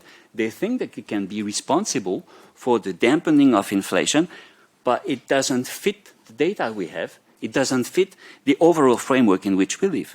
First thing, inflation in Europe peaked in September 2022, just 2 months after the first interest rate hike by the ECB, which is at stake and at odds with the channels of transmission of monetary policy to inflation. We usually consider it takes 12 to 18 months for monetary policy to be able to have an effect. 2 months is a bit too short. So it is not monetary policy that permitted to cut inflation so rapidly. Another point is that real interest rates have remained negative all over the increase in the nominal interest rate by the ECB, except a few months in 2023, which means that the monetary policy and the stance of monetary policy has not been that much restrictive, which might be good. But therefore, it's not monetary policy that permitted the decline in inflation. And the last point is a single policy rate is unable to match a discrepancy in inflation sources and inflation situation between countries. Okay? It's always a puzzle for monetary policy because it dissatisfies almost all countries. It dissatisfies those that have above average inflation. It dissatisfies those that are below average inflation. So this is an issue. So where does the disinflation come from? First, from falling energy prices, okay, for which our economic policies have no responsibility in the euro area, but mostly also from the targeted public policies that were being implemented. And this is the point I would like to raise and to recall. Fiscal policies have been expansionary during the inflation episode and participated in reducing inflation. Quite at stake with the usual framework by which we consider fiscal policy will push up demand, therefore generate inflation, and this is not good and monetary policy must intervene and raise interest rates. This is not what happened this time because of the targeted fiscal policies that were being implemented and discussed by Ines, Anna, Thomas earlier. Within the toolkit, there were micro policies managed by governments in order to cap prices, to reduce supply chain disruptions, to permit inflation to decline as fast as possible. So fiscal policy does matter. Our institutions today, are they able to admit this point that fiscal policy can prove disinflationary? What will happen during the next inflation episode? I'm afraid that within the new framework of the Stability and Growth Pact, there is not enough rooms for maneuver, fiscal space, including in well-managed public finances countries, to be able to match the next inflation episode. So my last point would be to push in favor of more coordination between fiscal and monetary policies, where both types of policies would share common objectives. It's not a separation principle that I think we need. It's a situation in which we don't give too much faith to the ECB at limiting inflation or achieving price stability. It's too much faith we think monetary policy has at being disinflationary, and not enough faith at thinking that fiscal policy can prove good for the society, declining prices when it is being requested, investing in the future when it is requested. But within the framework that we do have today, I think fiscal room for maneuver is much too limited, not only in France, of course, not only in Belgium, but also in Italy and Germany, which are very close to the 3% of GDP deficit limit. Let me stop there for my first... For a moment. But indeed, I think you were right to a point which was about the coordination between institutions and different branches of economic policy, where we could continue. I wanted to ask Elena Calistru to pick up these points, because for the people of CRE, the statement that the inflation is not purely a monetary phenomenon is a very heavy one. But from an institutional point of view, it means that apart from the central bank, many other institutions have some responsibility. But if it's true, in that case, some kind of coordination needs to take place between these institutions. And now we also have the question of the EU level, national level, how it is coming together. Would you like to comment on this, Elena? Of course, thank you. Well, I'm coming from Romania, and let me just say that with our public deficit around 8% and an inflation of 7.8, I think you can still feel good about France and the state of your policies. But now I will rather look at this from an EU perspective, even though I think that this kind of cases, this kind of outliers, and Estonia is also a case, actually bring additional arguments for why we need better coordination between not only the monetary policy and the fiscal policy, but I would put in a separate case, or rather underline the sectoral policies that we need to coordinate, because I think that when it comes also to the EU level, the investments we choose to make in some sectors have the capacity to influence, or at least potentially have this capacity.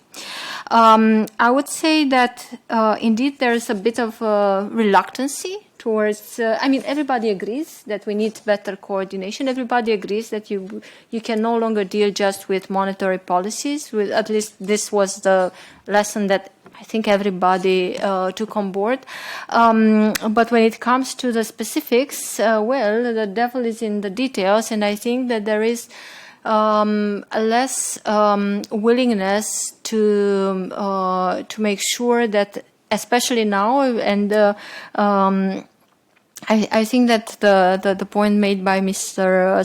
Shahim was very good, that because the crisis has ended, we seem to avoid to have the hard conversation. We think that, and we have developed this not only in the opinion on the lessons related to the cost of living crisis, but also in the opinions we have, for example, on the MFF. That there are some policies, fiscal policies at EU level, that are not necessarily revolutionary from this perspective, but that can contribute. Like, for example, a permanent EU stabilization capacity. Right. This is something we can do, and we don't need to. It's not rocket science. It's something that we have tested. It's something that for which we already have a small space, but still it's there. We have an experience. Of course, we also can experiment with early warning, monitoring, with establishing what triggers we should take into account when it comes to the interventions.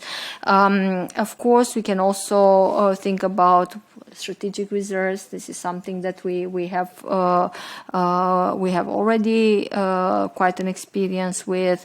What do we do with targeted and time-limited measures, and so on and so forth? So I think that when it comes to better coordination, if we focus on making grand statements about how we would put the monetary policy and the fiscal policies together to deal with inflation, we risk getting into a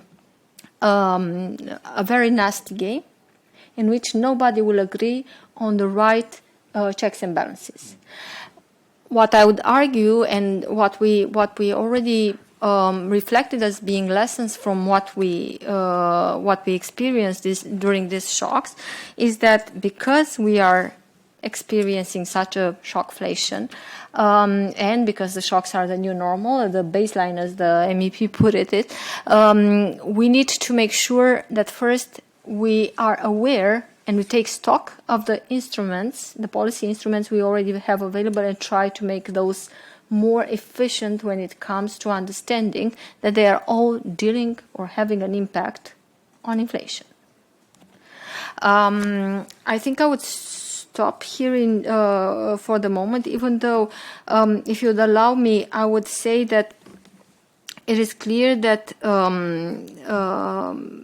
ECB is experiencing this gap that can be bridged, and at least in the opinion of organized civil society, this is something that we need to have at least a conversation on, and especially when it comes to the targeted measures that were taken in some member states. Because these, of course, had, and your study, I think, shows this quite well. I think that we have plenty of good examples. I think we have plenty also of uneven results. And what we need to learn, that it's not about replacing market mechanisms, is not about expanding or influencing the independence of the ECB, but it is about coordinating public interventions when markets fail or when we have this kind of shocks that, again, I underline this, have, at least at this point, the main stage in the world we are living in. Thank you. Thank you very much. I think we explored one axis, which is between the fiscal and the monetary. There is another interesting axis here, and I would like to pass this to Ludovic, which is the question of democratic or technocratic interventions. Right? So this is, of course, a question to what extent dealing with the inflation and the consequences is a matter for the democratic process or a technocratic one. Would you like to start?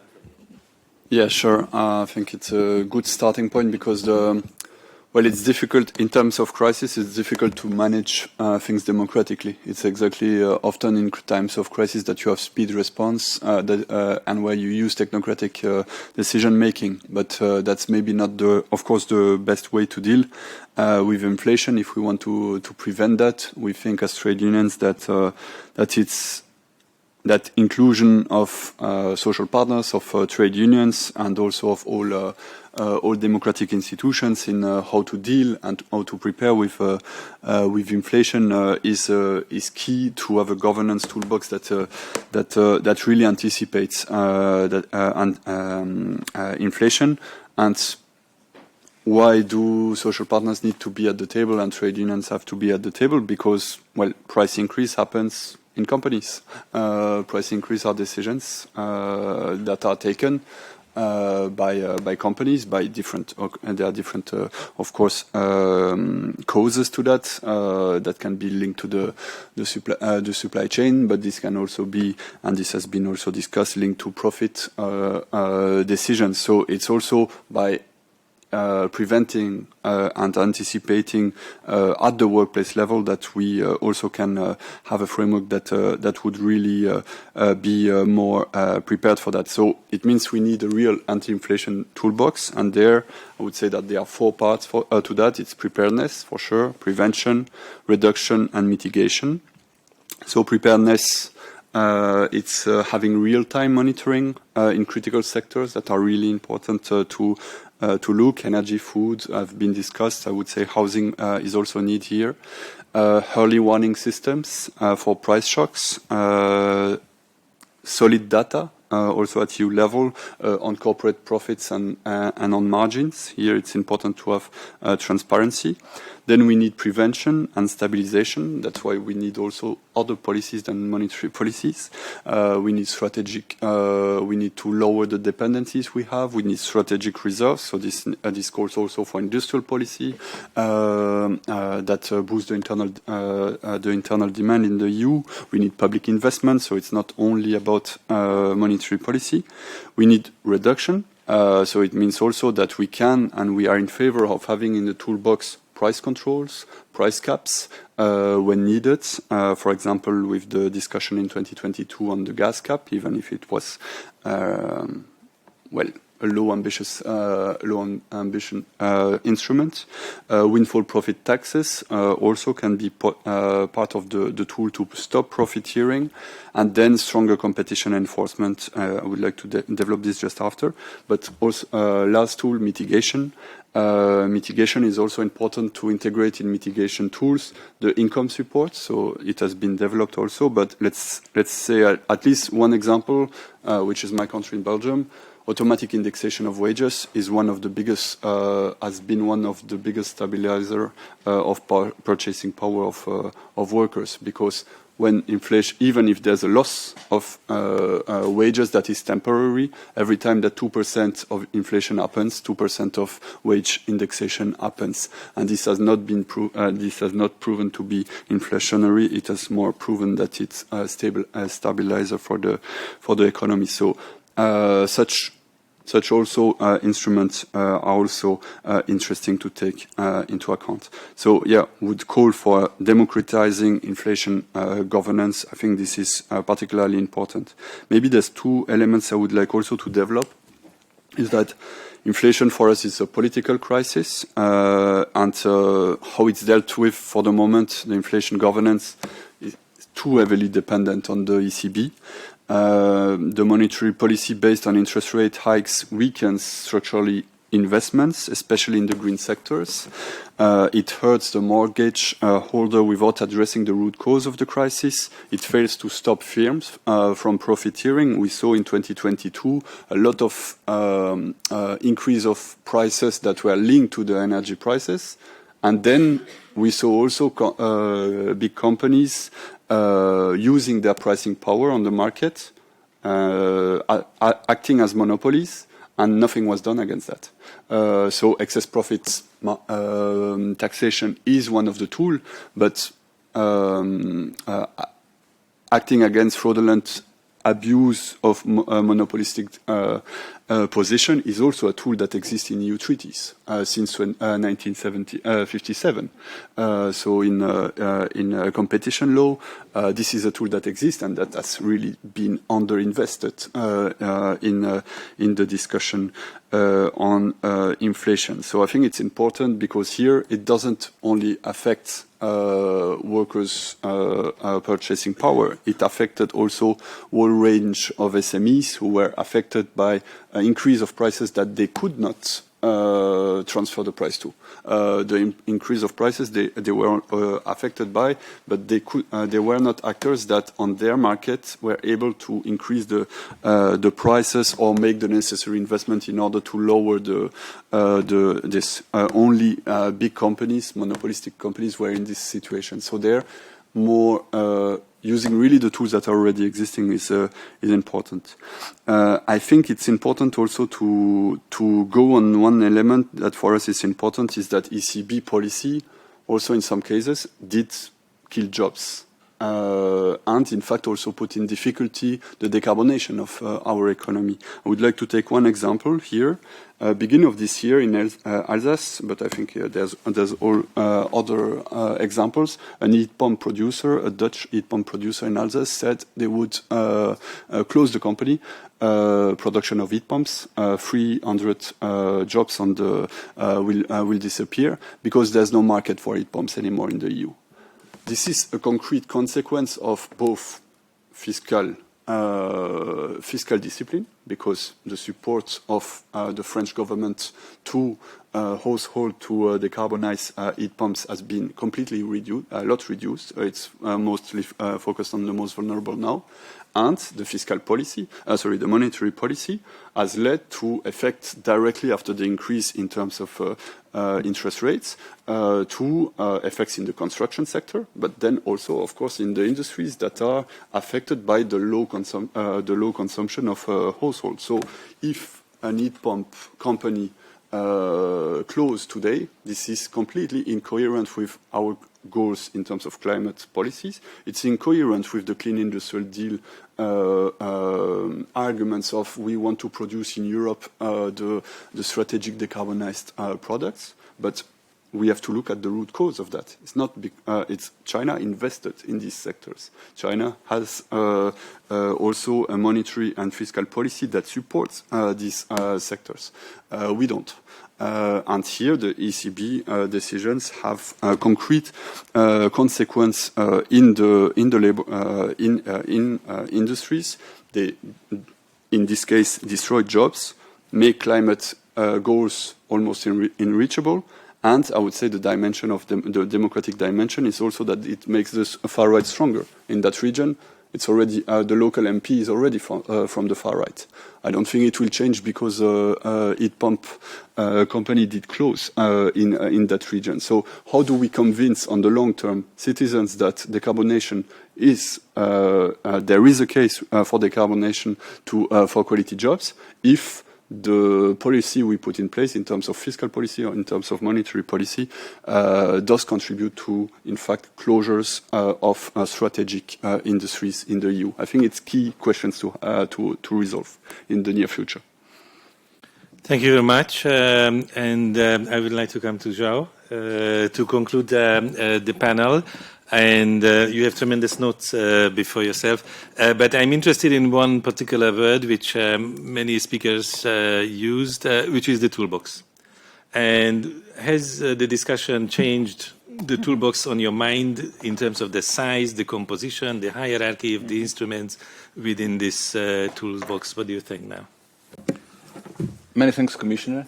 I think the protocol is that Commission officials still address former commissioners by commissioners, so that's what I'm doing now. I still call Olli Rehn Vice President, for example. So, you know. Allow me to look into this from the perspective of a macroeconomist that works mainly with fiscal issues and with interaction between fiscal and monetary. And although I will say some facts that I believe are interesting and good lessons from the recent episode of increasing energy prices, don't expect me to elaborate in detail about specific details about food markets or even some aspects of energy that other colleagues will be better placed to discuss. The conversation is about preparedness and toolbox for such a preparedness. Should we expect inflation volatility in the future? Should we expect new episodes of price flare-ups in the future? The response is yes. I think that the inflation episode of 2022-2023 was the second death of the Great Moderation. I don't know if it was the second and last, or it will have to be killed on another occasion again. I don't wish it's death, but you understand what I mean. And we should expect that for very many reasons. For example, on inflation, we are in a period of energy transition, and during the period of energy transition, we may expect some bottlenecks that may lead to increase in energy prices. Allow me a little anecdote.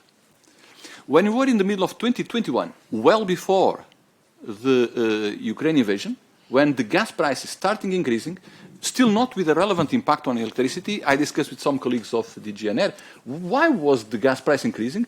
And the response that some gave me was, oh, because the people of Sonatrach and then NPC, the Algerian and Nigerian gas companies, are afraid of the green transition and therefore they are no longer doing the proper maintenance of their pipelines and therefore they have less ability to react. I'm not sure that it was exactly true, and it's certainly not valid now. But it shows that we are in a transition that takes from a long time. It has impact on the behaviors of suppliers, as it was in the case of Sonatrach and then NPC, that could justify some increase in prices. So that is one example. The second one is about technological transitions more in general, not only about energy. We may expect in the next number of years some scarcity of a number of skills with the implications on the labor market, which have implications on production costs. Even the demographic change will have implications on the ability to react to the evolutions in supply and demand. Another aspect that I believe will also be very relevant, very timely I believe now, to understand the impact it will have on the macroeconomic uncertainty, Paulo mentioned it earlier, is about all these stories about geopolitical conflicts. I'm not even talking about military, but is about the fact that we observe a number of players using what I would call now the weaponization of interdependencies with impact on the supply chains. We may be ready for that. And even access, in some cases, to financial flows may be a victim of this weaponization of interdependencies. Someone mentioned the independence of the central bank earlier. I certainly believe that the framework of the euro area is fundamentally more robust than elsewhere. But inflation is something that also propagates across borders.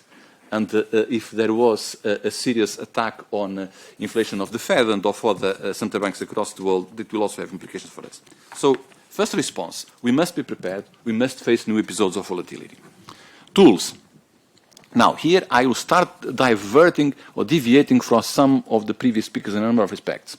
The first element of reaction against inflation is always monetary policy, because inflation is not always a monetary phenomenon, but protracted inflation is always a monetary phenomenon. So monetary policy is always the first element of reaction.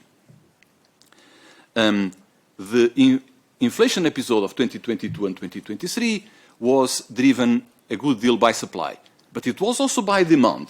The proof of that is that the United States did not have the energy shock that we had and also had a relevant episode of inflation. So demand had a role, supply had a role, the reaction of the ECB was entirely appropriate.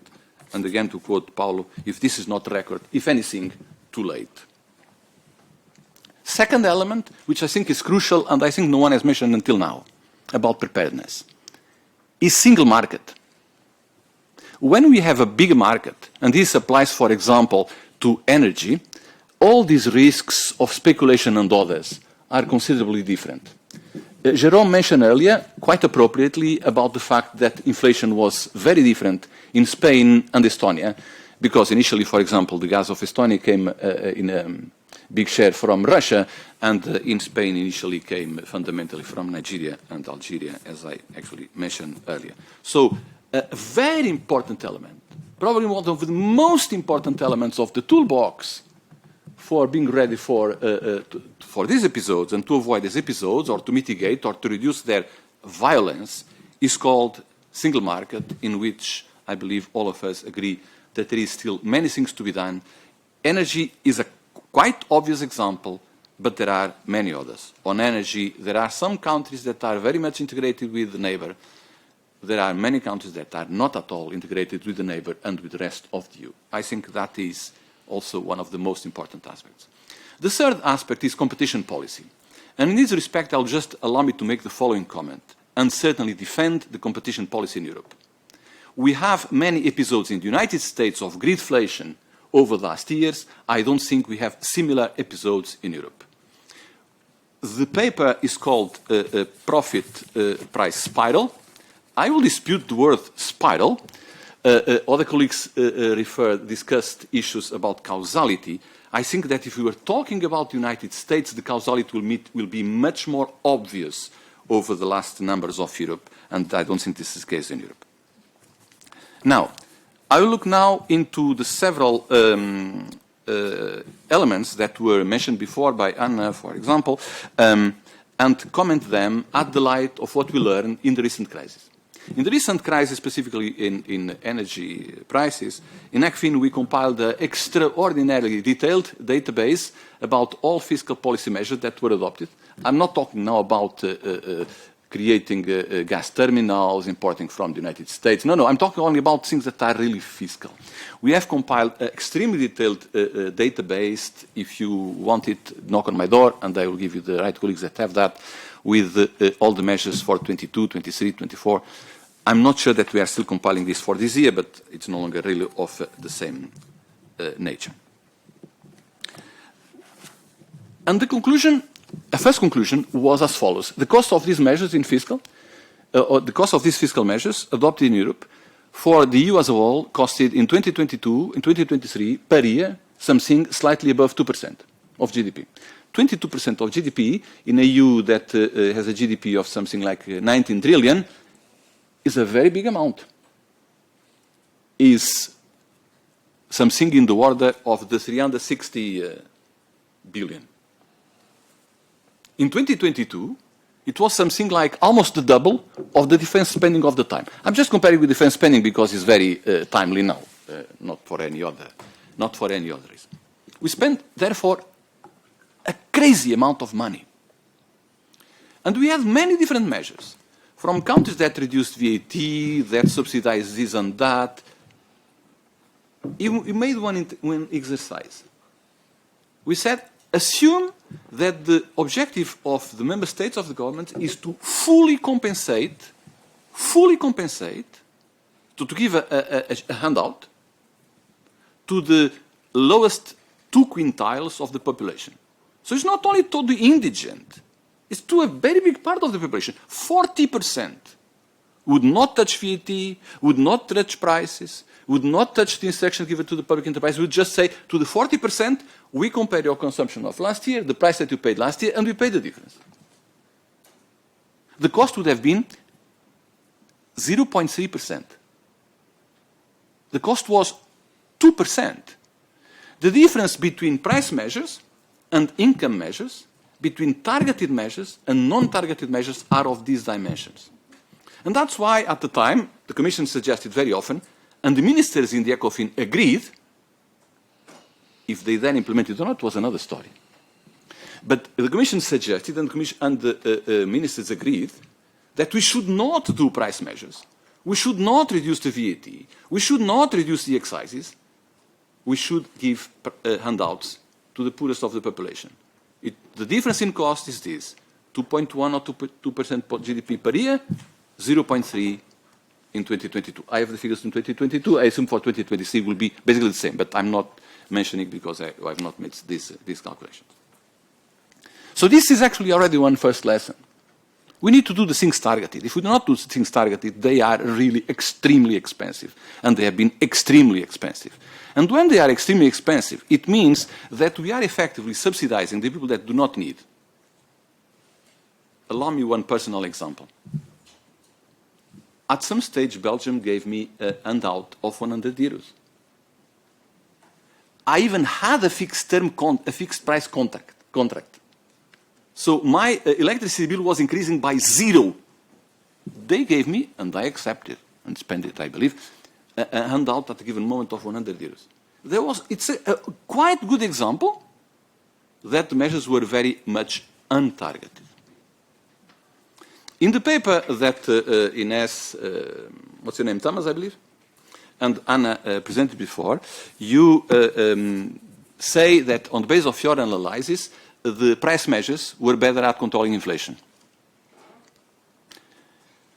First of all, this is an extraordinary difficult exercise. Since we are in the single market, there are immense spillovers among member states. One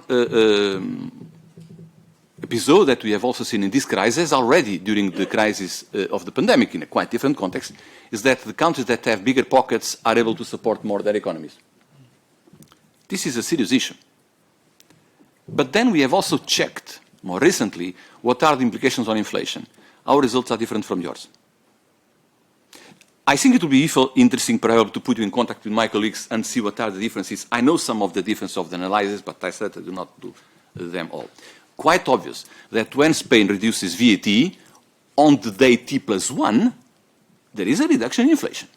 But it's not on T+1 that matters in another dimension. And when we are in a market which is extremely inelastic supply, we can expect that reductions in excises, in VAT, etc., will sooner or later be pocketed in a non-visible manner by the suppliers and by the middlemen, and not really by the consumers. So one more point to say that we really need to have our measures targeted. I look now into the specific measures that you mentioned. Price controls, income support, excessive profit taxes, limit speculation, price transparency, profits, monitoring strategic reserves. I think all these measures have their role. But we need to adapt them to the specific circumstance. In the recent case, we believe that the income support was the preferable measure. In 2023, the Commission suggested, and the ECOFIN Council recommended formally, one specific measure, which in fact has even one big advantage, is that can be adopted now and stay there for the next crisis if there is a next crisis in the price of energy. Does not apply to other products, but for the energy price applies very wisely. It's what we have called, and appears in the Council recommendation, even if the Council recommendation was formally only addressed to the euro area, I skip you the details on this. It's what we call two-tier price mechanisms, which is saying if the price increases, for the people that have the lower consumption, that are usually the less prosperous, that should get more support, we guarantee the price. For the people that have higher consumption, that are richer, and therefore are able to pay, they pay. This, in fact, is actually an income measure, even if it appears apparently as intervention price. And that is very big advantage, is that if it's adopted, it can stay there with cost zero until the next crisis comes. And this, I think, is important in terms of democratic accountability and technocracy for the future. I think in the case of energy, it's relatively easy to apply. If you are talking about food, it may be more complicated, or the mechanisms will exist. I think I stop now, and I will stress this point. I think each crisis is different. We must be ready for them. Lessons for the future. Learning the lessons from the recent crisis. And of the recent crisis, I think the lessons are rather clear. Thank you. Thank you very much. I think we had a full tour de table, and we have about 20 minutes for discussion with the audience. So if you have questions or brief comments, feel free to come in. Paolo, you can start. Press the button. Thank you. Thank you for this even more interesting panel. A quick, I say this only because I was in the first one, of course, not because of the others who were equally excellent. No, a question triggered by what you said, João. In a period of deep structural transformation of our economy, not only for the digital transition, the green transition, but I mean, this means change of relative prices. So some have argued, not many, but some have argued that in times of relevant structural transformation with these change in relative prices that we have to facilitate in order to obtain this transformation, it may make sense to allow for a higher inflation target. Because with a higher inflation target, it's easier to achieve the shift in relative prices. Is this that for you all in the panel makes sense or not? Thanks. I suggest we collect some questions. Yes.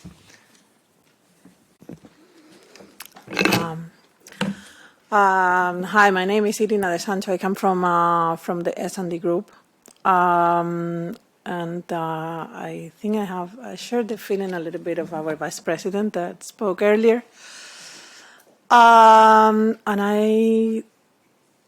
entire session that I've been listening, I have the feeling that we are here looking at how to prevent the worst from the next price shock and inflation, but we are not trying to reverse what has been done, like Jerome said, with the scars that were left. And for me, it's not only to get ready for the next price shock and how to mitigate that, is what is the poverty and the inequalities that this whole system is creating, and how we go deeper into that. And here we have been discussing preventing inequalities to increase, but we don't go into reducing the inequalities that have been created. And when we talk about this, is completely different, but Joao said that one of the best measures is income support when we have a price shock. Well, that income support comes from public money. And in a price shock, someone is benefiting. The problem in the European Union, and this is also, I think Ludovic mentioned this, is that we don't have the data. We don't know how much profit is being created in any sector. We don't know how profits evolve compared to real wages in the European Union because we don't have that data. We don't even know from the fiscal policies and all this big public expenditure. We know to the cent how much was spent in social policies, in income support. We don't know how much. We don't have aggregated data on how much we gave to support of companies. And how much from that support was transformed into profits, and then not profit spiral, but profit vacuum cleaner of public money through that system. We cannot even measure that. You are, and Jerome also expressed on macroeconomics, I wish someone smarter than me creates the social microeconomics, which is how the macroeconomics impact the people and the social situation. And this is a mandate that we have in the treaty and that no one cares, but this is Article 9 of the Treaty of Functioning of the European Union. I wish we could take more attention to that.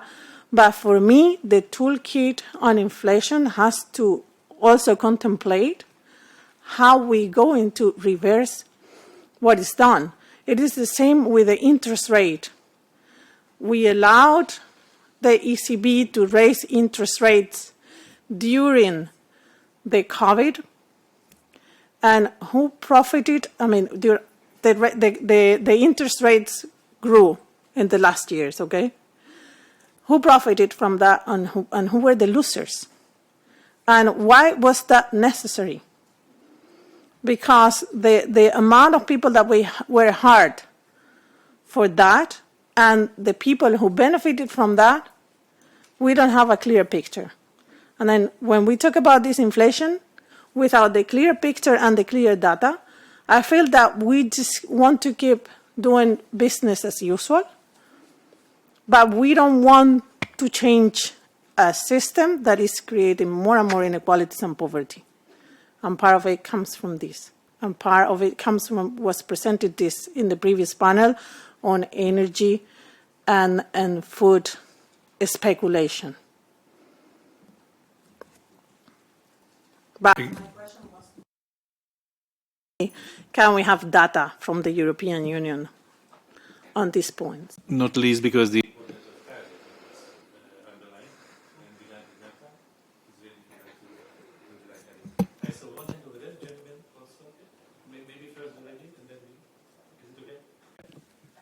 and then we can. I think I will follow up because my question is A lot of the food companies are US and not listed, so we don't have the information. The energy ones are listed, but they are US. So competition policy, I think it should have applied. The secondly is we look at the profits, but I've been looking at where do the profits go? They go to the shareholders. Who decides how much the shareholders get in dividends and share buybacks? I've been looking at the statistics. Since Paris, the dividends and share buybacks have been 1 trillion by the biggest EU companies, let alone the US, it's even more. So the decision-making on the shareholders is in the EU law. It's in the EU company law and this market abuse regulation, where I think there is an abuse of the market abuse regulation.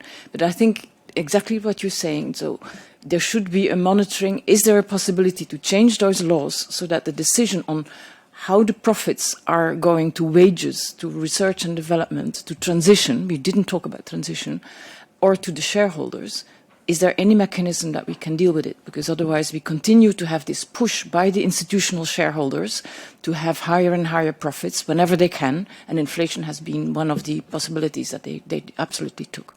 So the question is, can we also, even through EU law, make sure that profits are done, distributed differently?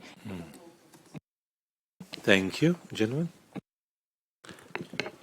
Thank you very much. My name is Ahmed Mukhtar, and also I am representing Migration Innovation Institution. Let me draw your attentions. As I see, so there is, in all these discussions, I see the absence of the small business, which is very a big role in decreasing these crises. Also, let me draw your attentions to the role of immigrants, which may a big role in as a employment and labor force in the community, in the EU community. I see right now you may also hear that a big challenge is, the demotivations of the many immigrants' investment. You see that they don't want to be continue. I can draw your attentions to the recent research by DIW, German Research Institute, that say that right now,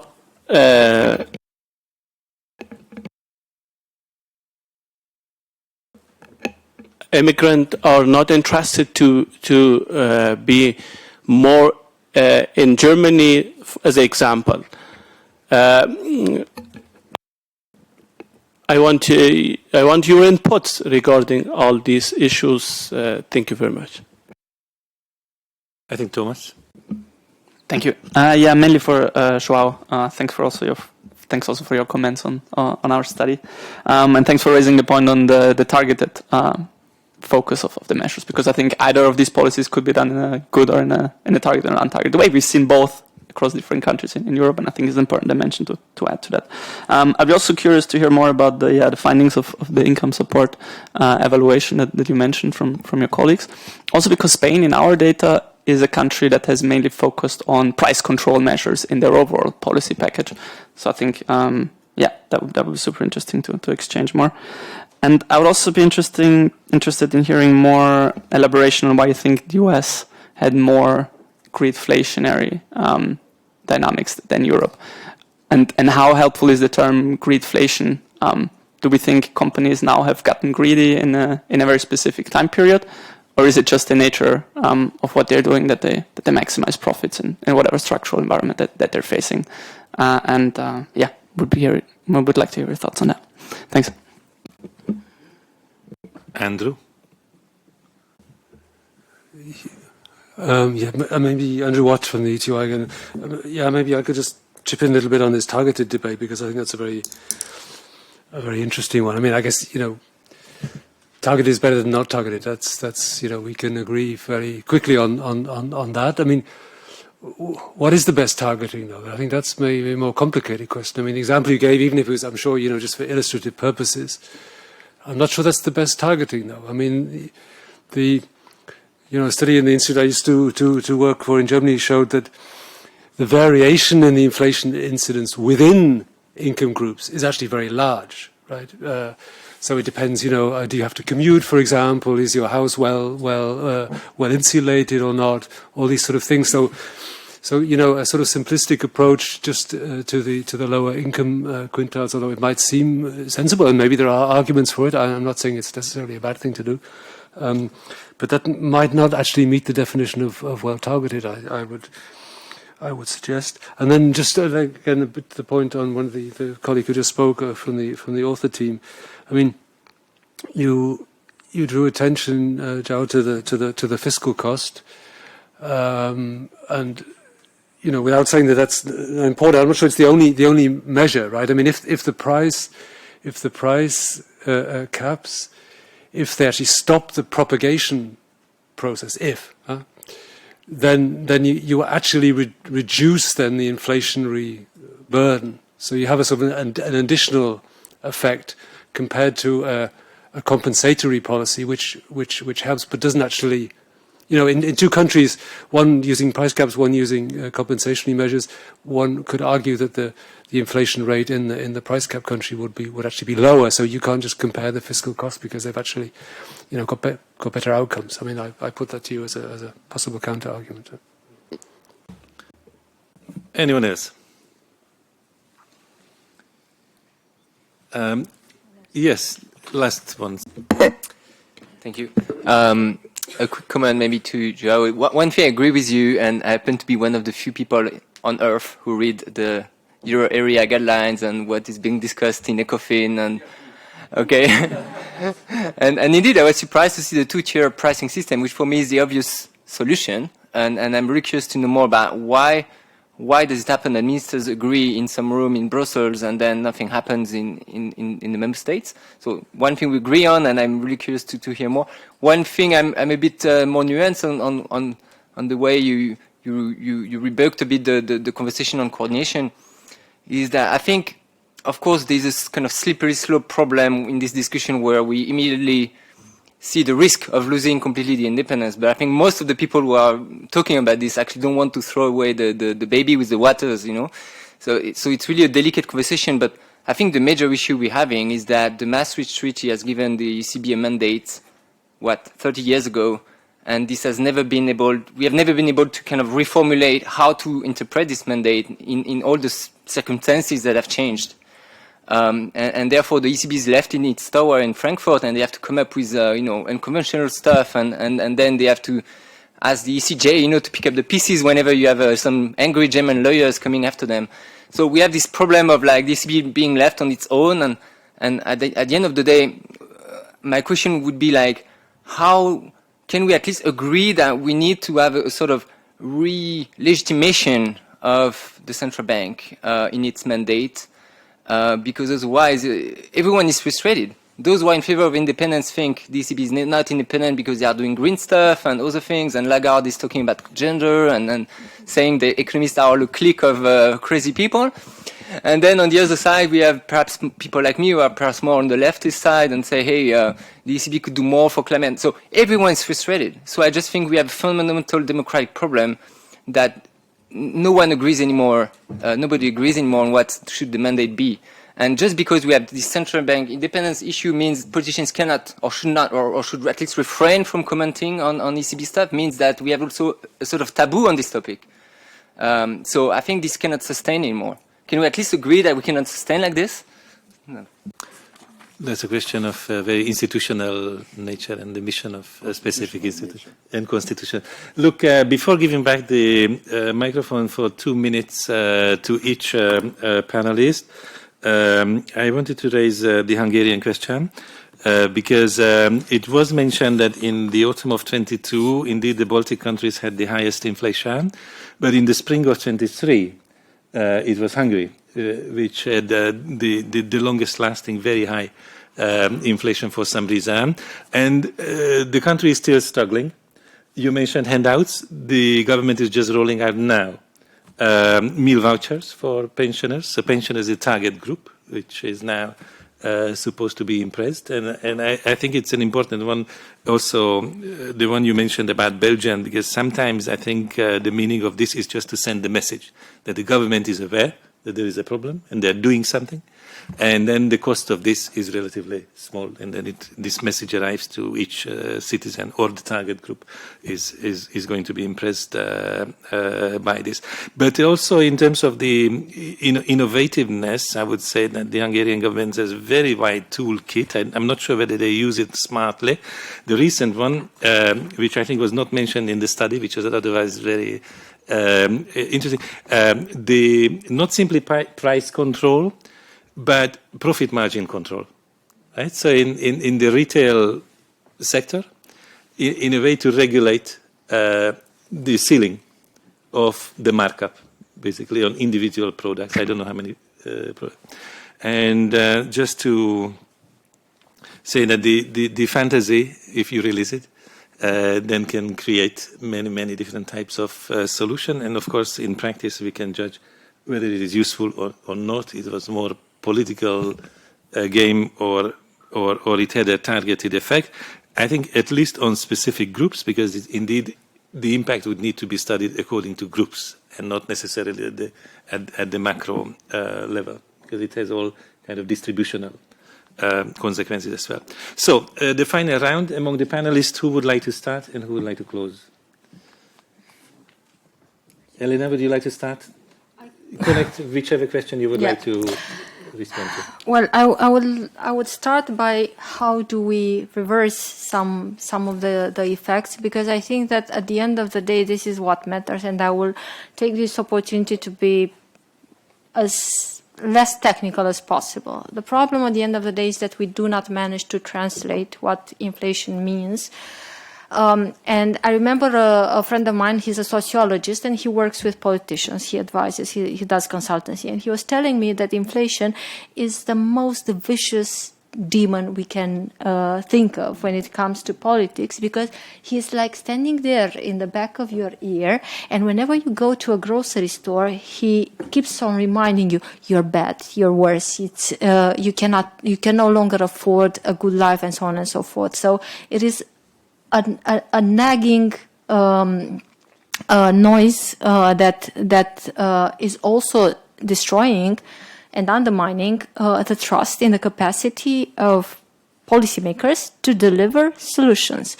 And I think that this is the sort of inertia that was tackled somehow, related to the time horizon we need in order to see the impact of the measures, whether and especially the monetary ones and so on and so forth. But I think that this is where we need to manage expectations and to explain better to the citizens that for some of the areas, unfortunately, we will not be able to reverse as fast as this shock happened to them. And I think that this is a matter also of planning especially the fiscal policies, because those are easier to deliver by governments.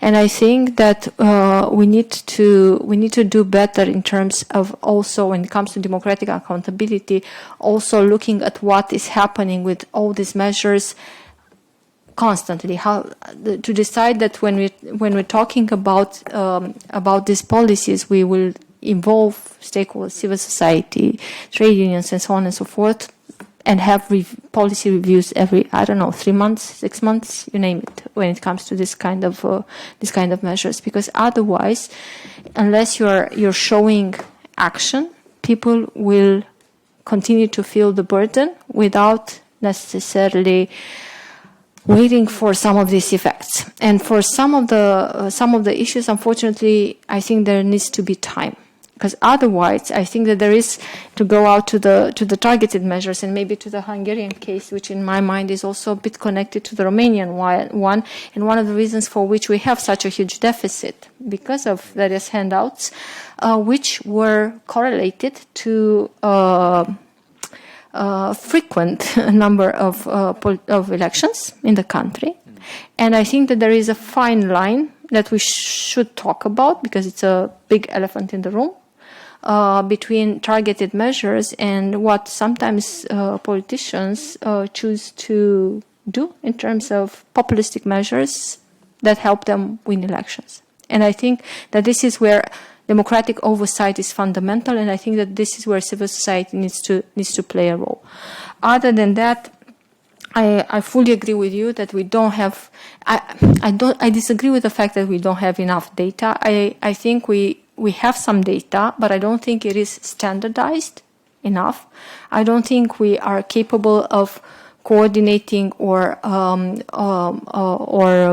monitoring the data at EU level, which is a shame, because we have numerous examples in which we do have standards, and I'm referring here only to maybe the budget classifications when it comes to fiscal policies. This is something that we could implement fairly easily, right? Just to look at the fiscal measures, work with Eurostat, and ask governments to report on a more detailed budget classification, at least when it comes to economic classification or also functional classification. So this is something that we can do, and I think we can do fairly easy. Because the data, I think, is there, but it's not open and it's not centralized. And unfortunately, from this point of view, we don't have a single market of open data either. This is an entirely different conversation that we need to have. Thank you. Thank you so much. João, would you like to continue? I will try responding to the easy questions, because there were several that were very complicated. First to Paulo. I think we need to allow the change in relative price. Where is he? He has left? Well, some people. The change is precisely because we need to allow the change in relative prices to take place that the Commission spoke very often against direct price interventions.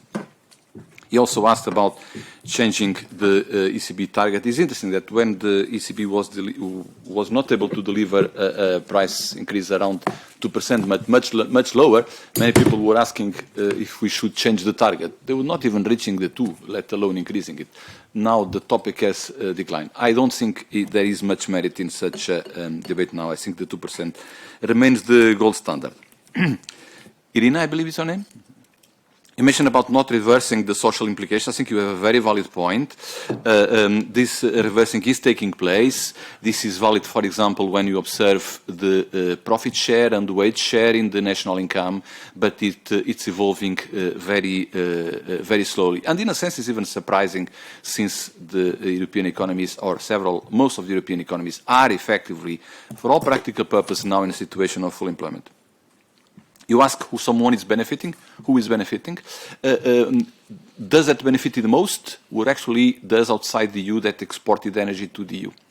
And that's also one very good reason why we need to develop renewables, which will depend less on the international price markets that lead us to change resources to the rest of the world. It's very simple to look into these numbers. If you just look into the evolution, for example, of the current account deficit and surplus, when the energy price shock came, the EU or the euro area current account surplus declined abruptly. And this was definitely a transfer of resources to the rest of the world. About the ECB interest rate, allow me just to say the following, because it's a topic which is not only extraordinarily technical, but I think extraordinarily radioactive.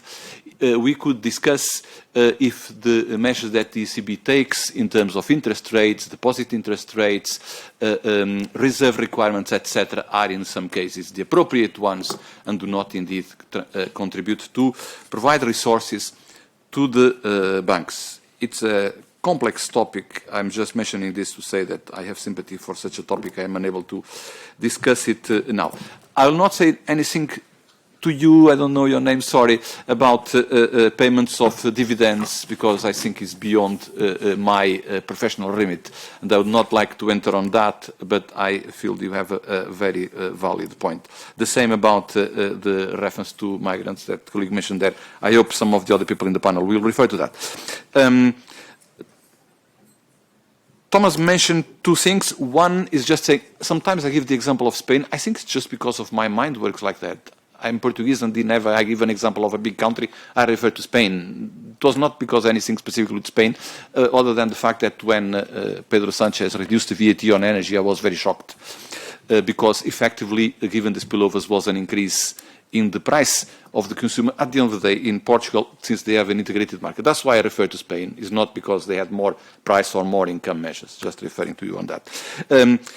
There are lots of material, there is lots of economic literature that shows that competition policy has been much less active and much less efficient in the United States, and this has led over the last decades to many episodes of greedflation or increase in margins, which actually probably one of the reasons beyond the much severe and grave increase in inequality in the United States. Andrew has an extraordinary valid point. When you talk about targeting, you need to talk what you talk about. We cannot aim, however, at a perfect targeting. We cannot say now, oh, and now give an handout to the people that have this income, this profession, live in a rural area in this town. We cannot. So to have just by a social strata in terms of income is something that is possible to do, or in terms of access to the data of their consumption of electricity. So that is easy to do. But we should have no doubt that if there is some aspects of administrative capacity in the choice of the member states to do targeted and untargeted price measures or income measures, if that existed, definitely. The most important was, however, issues of political economy, because those that are the most vulnerable are not necessarily those that are more vocal in the political arena and have the capacity to shout. Since this foundation has very often been a great advocate of equality and social issues, I think I need to make this point here. I'll just make one very big provocation to the colleague over there. I hope the Maastricht mandate does not change. Purely personal comment. I think any discussion about changing the ECB mandate is, for me personally, as dangerous as the tax of Trump on fat. On saying this on purpose to provoke. But I don't think we should have such a debate. I don't think we need it, and I don't think anyone asking for it. That's fine. That's fine. That's absolutely fine. That's fine. You said about Hungary, of course, targeted measures and income measures, they must also need to come at the right moment when there is a need to help people and not simply to give an handout at a given moment, perhaps justified for reasons that are social, but in fact have other political objectives in mind. Exactly. It was everything but preventative, right? So it's really an afterthought. Preventative is probably because preventative for the elections. Yes. Oh, yes. Preemptive. Exactly. Ludovic, would you like to respond to anyone but Andrew? Yeah, to who wanted to react on the discussion on targeting. Well, inflation is political, it's not neutral. The answer to inflation is also was not neutral. I think the discussion on targeting is also not neutral and is political. Because the discussion on energy, income support and the support to households after the energy price crisis, of course, there are people that need less, but the question is where this transfer of wages to capital legitimate or not. So wherever you are in the distribution of income, if you are in the 80%, if you are in the 50%, if you are in the 20% of the poorest, was it legitimate that there were excess profit done by energy companies? So that's the question. So yes, of course, it's possible that Joao got €100 that was not needed for him. But the question is, why did Total and Shell get €700 a second during all the year 2022 in terms of excess profit?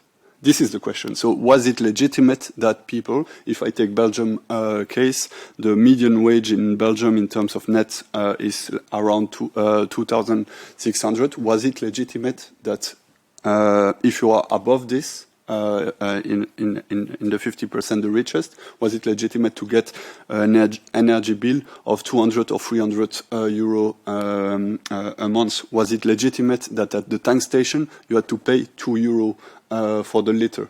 So yes, there are people that are richer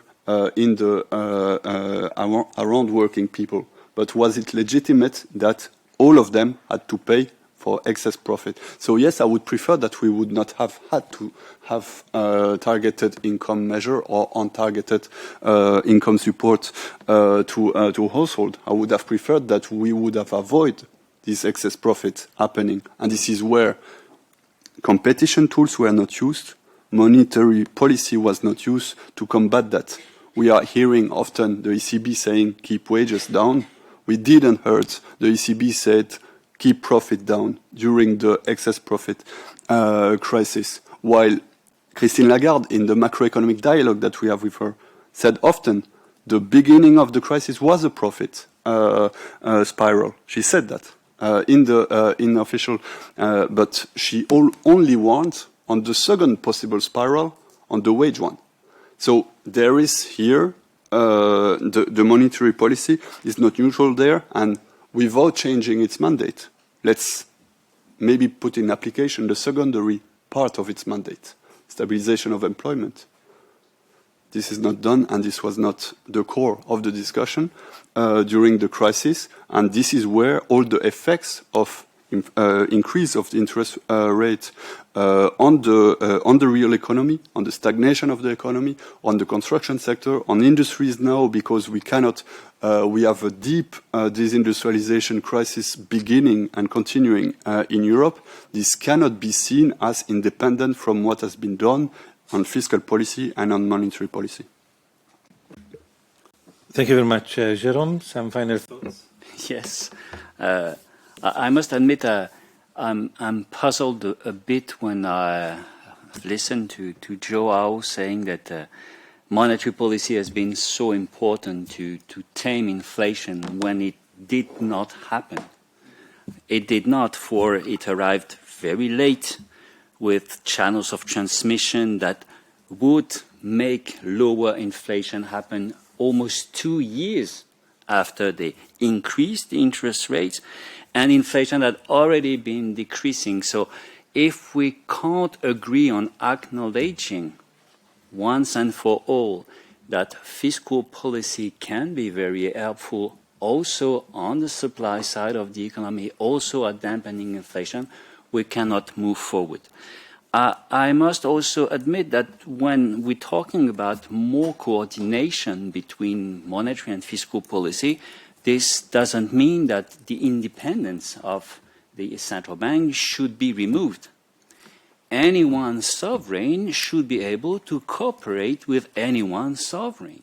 So you might be independent, sharing some objectives with the citizens that you represent, the euro area citizens, and in order to achieve your different objectives, it can be price stability and secondary objectives that Ludovic was talking about, maybe there's a way to try to discuss about the good monetary stance, well-targeted, timely, and also the good fiscal stance that must also be targeted. And he was right, we need to discuss about how to better target policies. But the optimism I will gain from this discussion, and thank you, João, is that it seems that the Commission is willing to discuss about discretionary measures by governments to fight inflation next time it happens. So that's good. That's good news. It's a shift in the semantic. My question is, within the Stability and Growth Pact, will it be made possible in a country like France with too high deficits and debts, will we be able to fund 0.4% of our GDP more in case we have some inflation, or will we have to run austerity first and take care of inflation later? This is my question, I'm really afraid that the reform of the Stability and Growth Pact that didn't go in the direction that the Commission was heading on at the beginning, which was a good reform, I think that this reform should be open again, and we keep the independence of the central bank, we keep the treaty, but we go for a better Stability and Growth Pact that gives some fiscal room for maneuver to help also the ecological transition. We had the question on, should we increase the inflation target of the ECB? We should acknowledge the fact that there is a good inflation and a bad inflation. Okay. A good inflation happens when you invest in order to prepare for the ecological transition. The risk is that within our institutions, in case we have a burst, an increase in public investment, the kind of Mario Draghi is dreaming of, there will be a push on prices, on inflation, and the ECB will have to manage this inflationary shock and say, we will have to raise interest rates unless you reduce the demand shock. This is not what we need, because this inflation we will be having during an ecological transition will be producing the future and the long-run economic growth. And what has been striking in the academia, in economics, is that we do no longer have a discrimination, a distinction between the short run and the long run. The short run and the long run are interfering one with another, and therefore we should be able to have economic policies, each of them have different objectives that they share one with another and cooperate in order to achieve all of them. It can be economic growth, it can be price stability, of course, financial stability, and also certainly ecological transition. Okay, so I think it's important to have all these things in mind in order to fight the next crisis that will come very fast. Thank you very much. My role is to thank all the participants, the panelists in the first and the second panel. I think we had a fascinating discussion, but also I would like to thank the very active audience. You stayed with us for this interesting discussion. And on behalf of FEPS and the colleagues who prepared and covered for the social media this exchange, I can say that we will follow up. I think this is really a pioneering study, which we welcome today, and I thank the authors for presenting it. It has many theoretical but also practical suggestions. I think about the theory, we heard that what we've experienced was connected with the second death of the Great Moderation, and maybe the second death of the Great Moderation coincided with the first death of the modern monetary theory. And then the coincidence of these developments indeed create a wide range of theoretical opportunities. I think the study demonstrated that profit, while playing an important role in the economy, occasionally can be a burden. Right? So it can create indeed controversies. And then when it comes to inflation, as much as the demand side is important, we also need to pay attention to the supply side tendencies. And that also should be expected to continue to play a major role. So when we work for better preparedness, better toolkit for ex ante, but also ex post interventions, these aspects would need to be monitored very, very close. About the institutional aspects, just one comment, because I think it's agreed that the European Central Bank remains and must remain a central institution. I think there is some irony in the fact that in 2012, the ECB became a hero on an intervention which was not central to its mandate. And it was a consensual hero when not price stability was the issue, but it was still a very essential intervention. And in the recent years, when the price stability was the question, I think we have witnessed that there is a discussion, and I think this discussion will continue. But we wish the ECB good luck to deal with all its tasks in a very autonomous fashion. And I think what we also learned, because many speakers, including from the audience, highlighted that the inflation should not just be looked at as a macroeconomic average. Right? So it's, the first thing you connect the inflation with is the measured inflation at the macro level, but how it affects specific groups, specific locations, segments of society, indeed, is very, very important to study, because if some of the interventions need to be targeted without the learning about these distributional questions, neither the gravity of the problem can be understood, nor the effective policy toolkit can be designed. So these are very, very tentative conclusions in a small nutshell. I think we had a very rich discussion. Thank you for presenting, discussing, and listening today. I believe you check out on the FEPS website further events which we have. For example, a very important policy conference on the 24th of September, and the registration is still open, and I wish to see many of you on these occasions. Thank you, and good evening. Thanks to you.